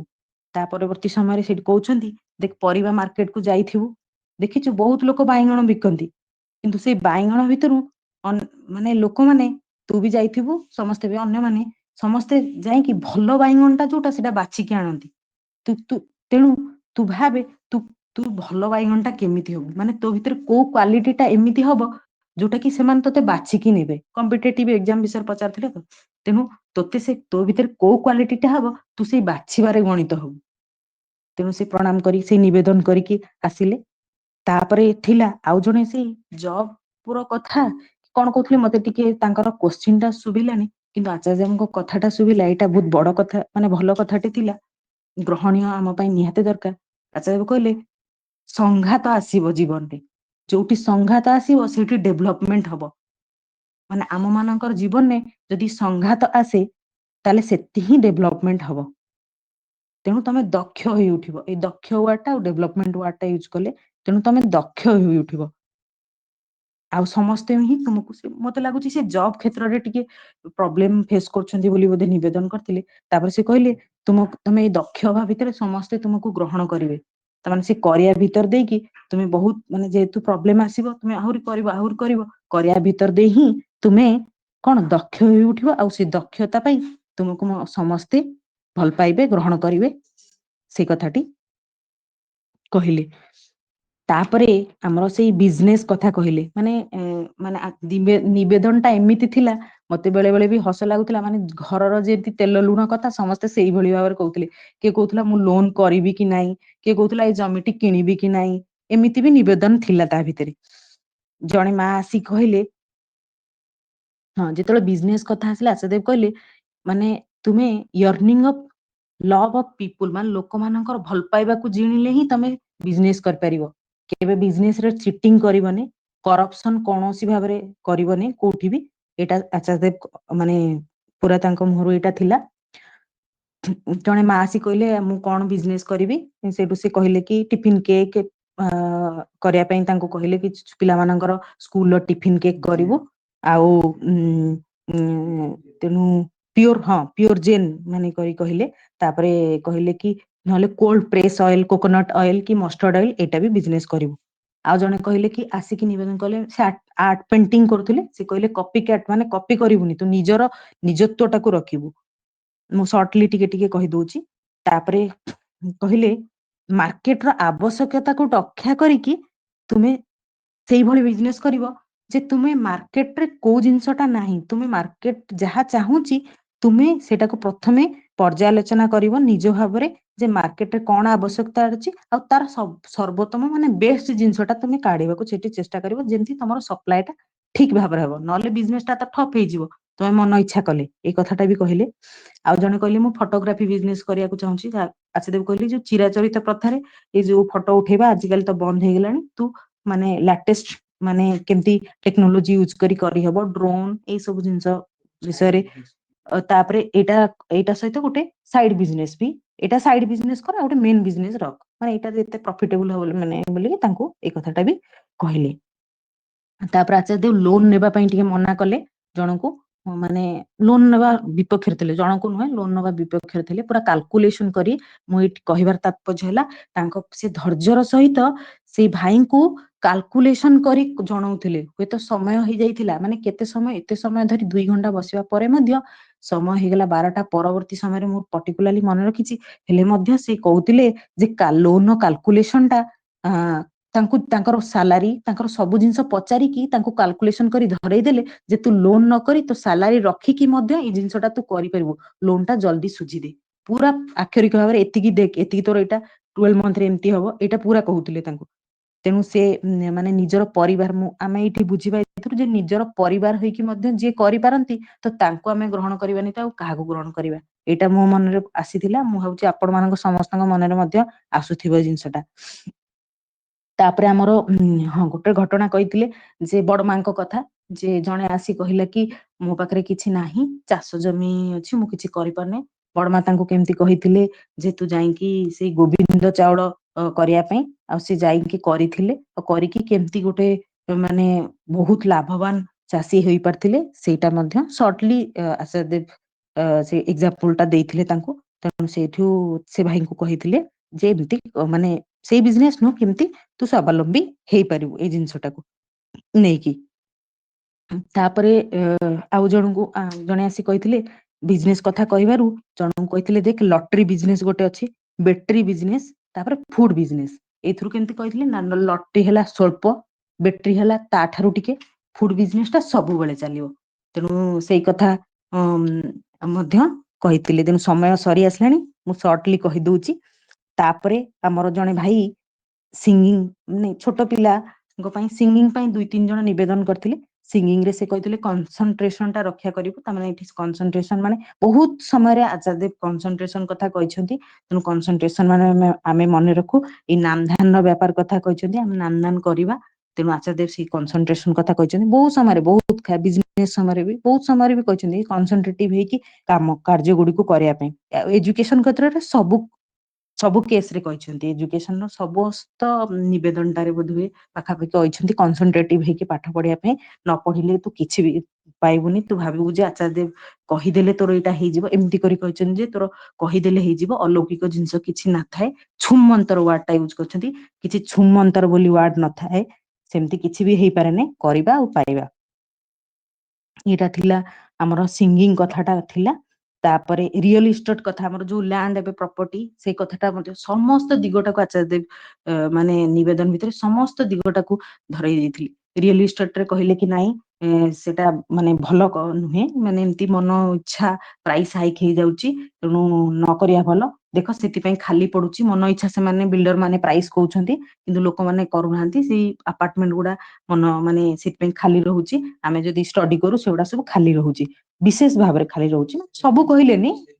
ତେଣୁ ସେ ବିଜନେସ ଉପରେ ଧ୍ୟାନ ନ ଦେବା ପାଇଁ ଜଣେ ବୋଧେ ନିବେଦନ କରିଥିଲେ, ତେଣୁ ସେ କହିଲେ ସେଇ ବିଜନେସ ଉପରେ ମାନେ ନ ଯିବା ପାଇଁ ସେ ହିଁ କହୁଥିଲେ।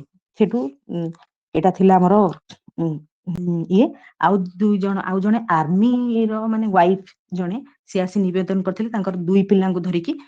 ସେ ମାଙ୍କୁ ଖୁବ ମାନେ ନିଜର ଭାବରେ ବୁଝେଇ ଦେଇଥିଲେ ଯେ ଦେଖ ତୋର ସ୍ଵାମୀ ତ ତୋ ପାଖରେ ନାହିଁ, ତୁ ଯାହା କରିବୁ ଏ ପିଲା ଦିଟା ସେଇଟା ହିଁ ଗ୍ରହଣ କରିବେ।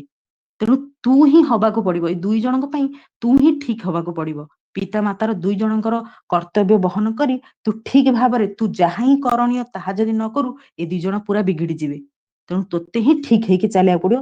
ବାରମ୍ବାର କରିକି ତାଙ୍କୁ 2-3 ମିନିଟ ନେଇକି ତାଙ୍କୁ ବୁଝେଇକି ସେ ମା କୁ ଛାଡିଥିଲେ, ଯେମିତିକି ସେ ଖରାପ ନ କରନ୍ତୁ, କିଛି ଭୁଲ ଭଟକା ନ କରନ୍ତୁ, ତାଙ୍କ ପିଲାମାନେ ମଧ୍ୟ ଖରାପ ନ ହୁଅନ୍ତୁ। ତାପରେ ଆଉ 2 ଜଣ ହଜବେଣ୍ଡ ୱାଇଫ ବୋଧେ ମାନେ ଆମର ଯୋଉ ବିଟେକ୍ କରିକି କିମ୍ବା ଟେକ୍ନିକାଲ କୌଣସି ଇଞ୍ଜିନିୟରିଂ ସେକ୍ଟର ଥିଲେ। ତେଣୁ ସେ ଆସି କହିଥିଲେ ଯେ ଦେଖ ଏ ବର୍ତ୍ତମାନ ମାନେ ଯୁଗ ମାଫିକ କଥାଟା କହିଥିଲେ ଯେ ଦେଖ ତୁ ଜବ କରୁଛୁ, तो स्त्री घरे रहुची पिलाटीको संभाळुची तांकर गोटे झियो थिला संभाळुची तुमर 2 जनक डिसिजन ने ए झियोटी तेणु जेतेबेले तोर जॉब नथिबो सी मध्य से माने इंजीनियरिंग बैकग्राउंड तेणु सी जेतेबेले जॉब करथिबो तू मध्य संभाळिबु आउ किंतु मनरे कोनोसी क्षोभ कोनोसी भाव खराब भाव न रखी तेणु परस्पर परिपूरक हेकी जेमती कार्यटिकु संभाळी नब सेई कथाटाकू मनरे रखिकी चालिबु सेई 2 जन हजबैंड वाइफ को ए कथाटा कहिथिले एतिकी थिला हमरो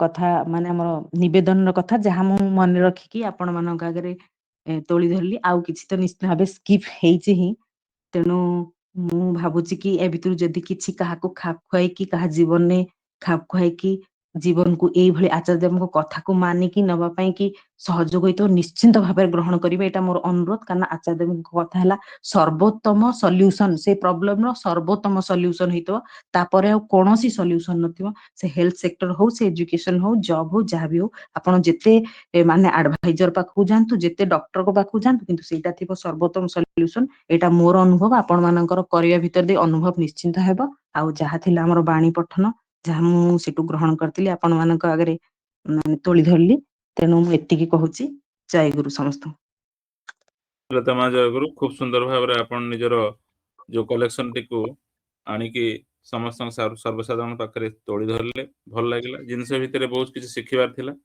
आउ आमर सेसन गुड़िक ये करा जाउची तार कारण है जे आम जीवन भितर चलिया भितर जीवन टाको जो भाया भाव दृष्टि रखुचु से ठाकुरंक पई उपयुक्त माने जिनस अच्छी तो द्वितीय कथा है जे आम जीवन जो भूल करुचु तार एक्चुअली ता कारण आम जानूचु तो तृतीय जिनस है जे आम भल चाहिए भल मिलेनी भल करिया हुए ता भीतर देखिए बहुत जिनस आमर रही जो गुड़िक भल पाई उपयुक्त नुह जमी पाठ पढ़िया कथा है बिजनेस कथा है जमी स्वामी स्त्री भितर झगड़ा कथा है सब जगार गोटे माने मोरालटा मुझे जहाँ जनाऊँगी जे आमर भल चाहिए भितर जो आमर आवश्यकतार जो अच्छी कर्म दे सेटा तो से भाया हैनी किंतु आमे चाहूँ एटार भितर बहुत किसी जिनस अच्छी आम ठाकुर बही पढ़ाटा रेगुलार नहीं ता भितर बहुत जिनस जानवर अच्छी आम फोपाड़ी दऊ खाली शुणा जाऊ सत्संग जो आम जमारू ही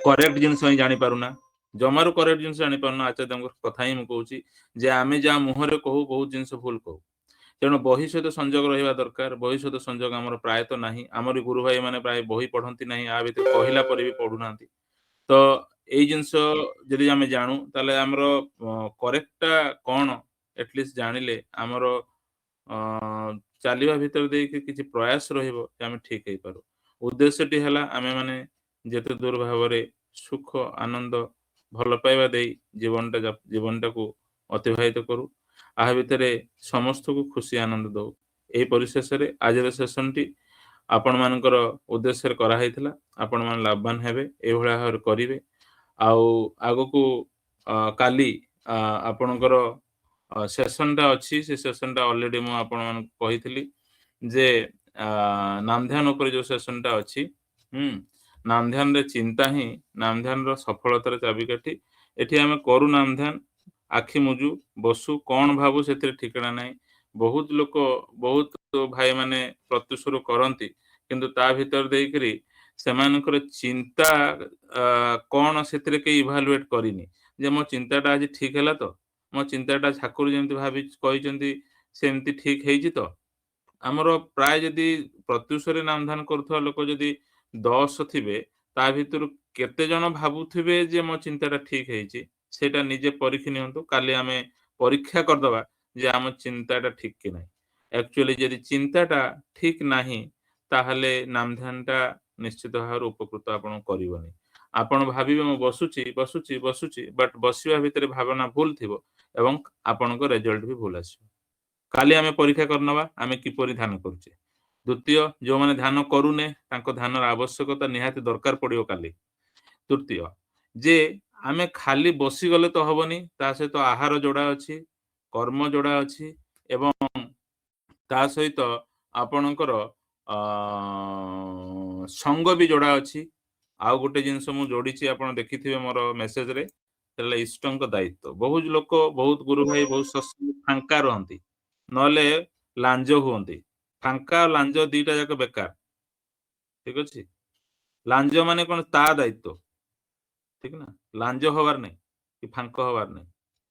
ନିଜେ କିଛି ଦାୟିତ୍ୱ ନେଇଛ କି ଯୋଉଥିପାଇଁ ନିଜକୁ କୁହାଯାଇ ପାରିବ ଯେ ମୁଁ ଭୁଲ କରିଛି।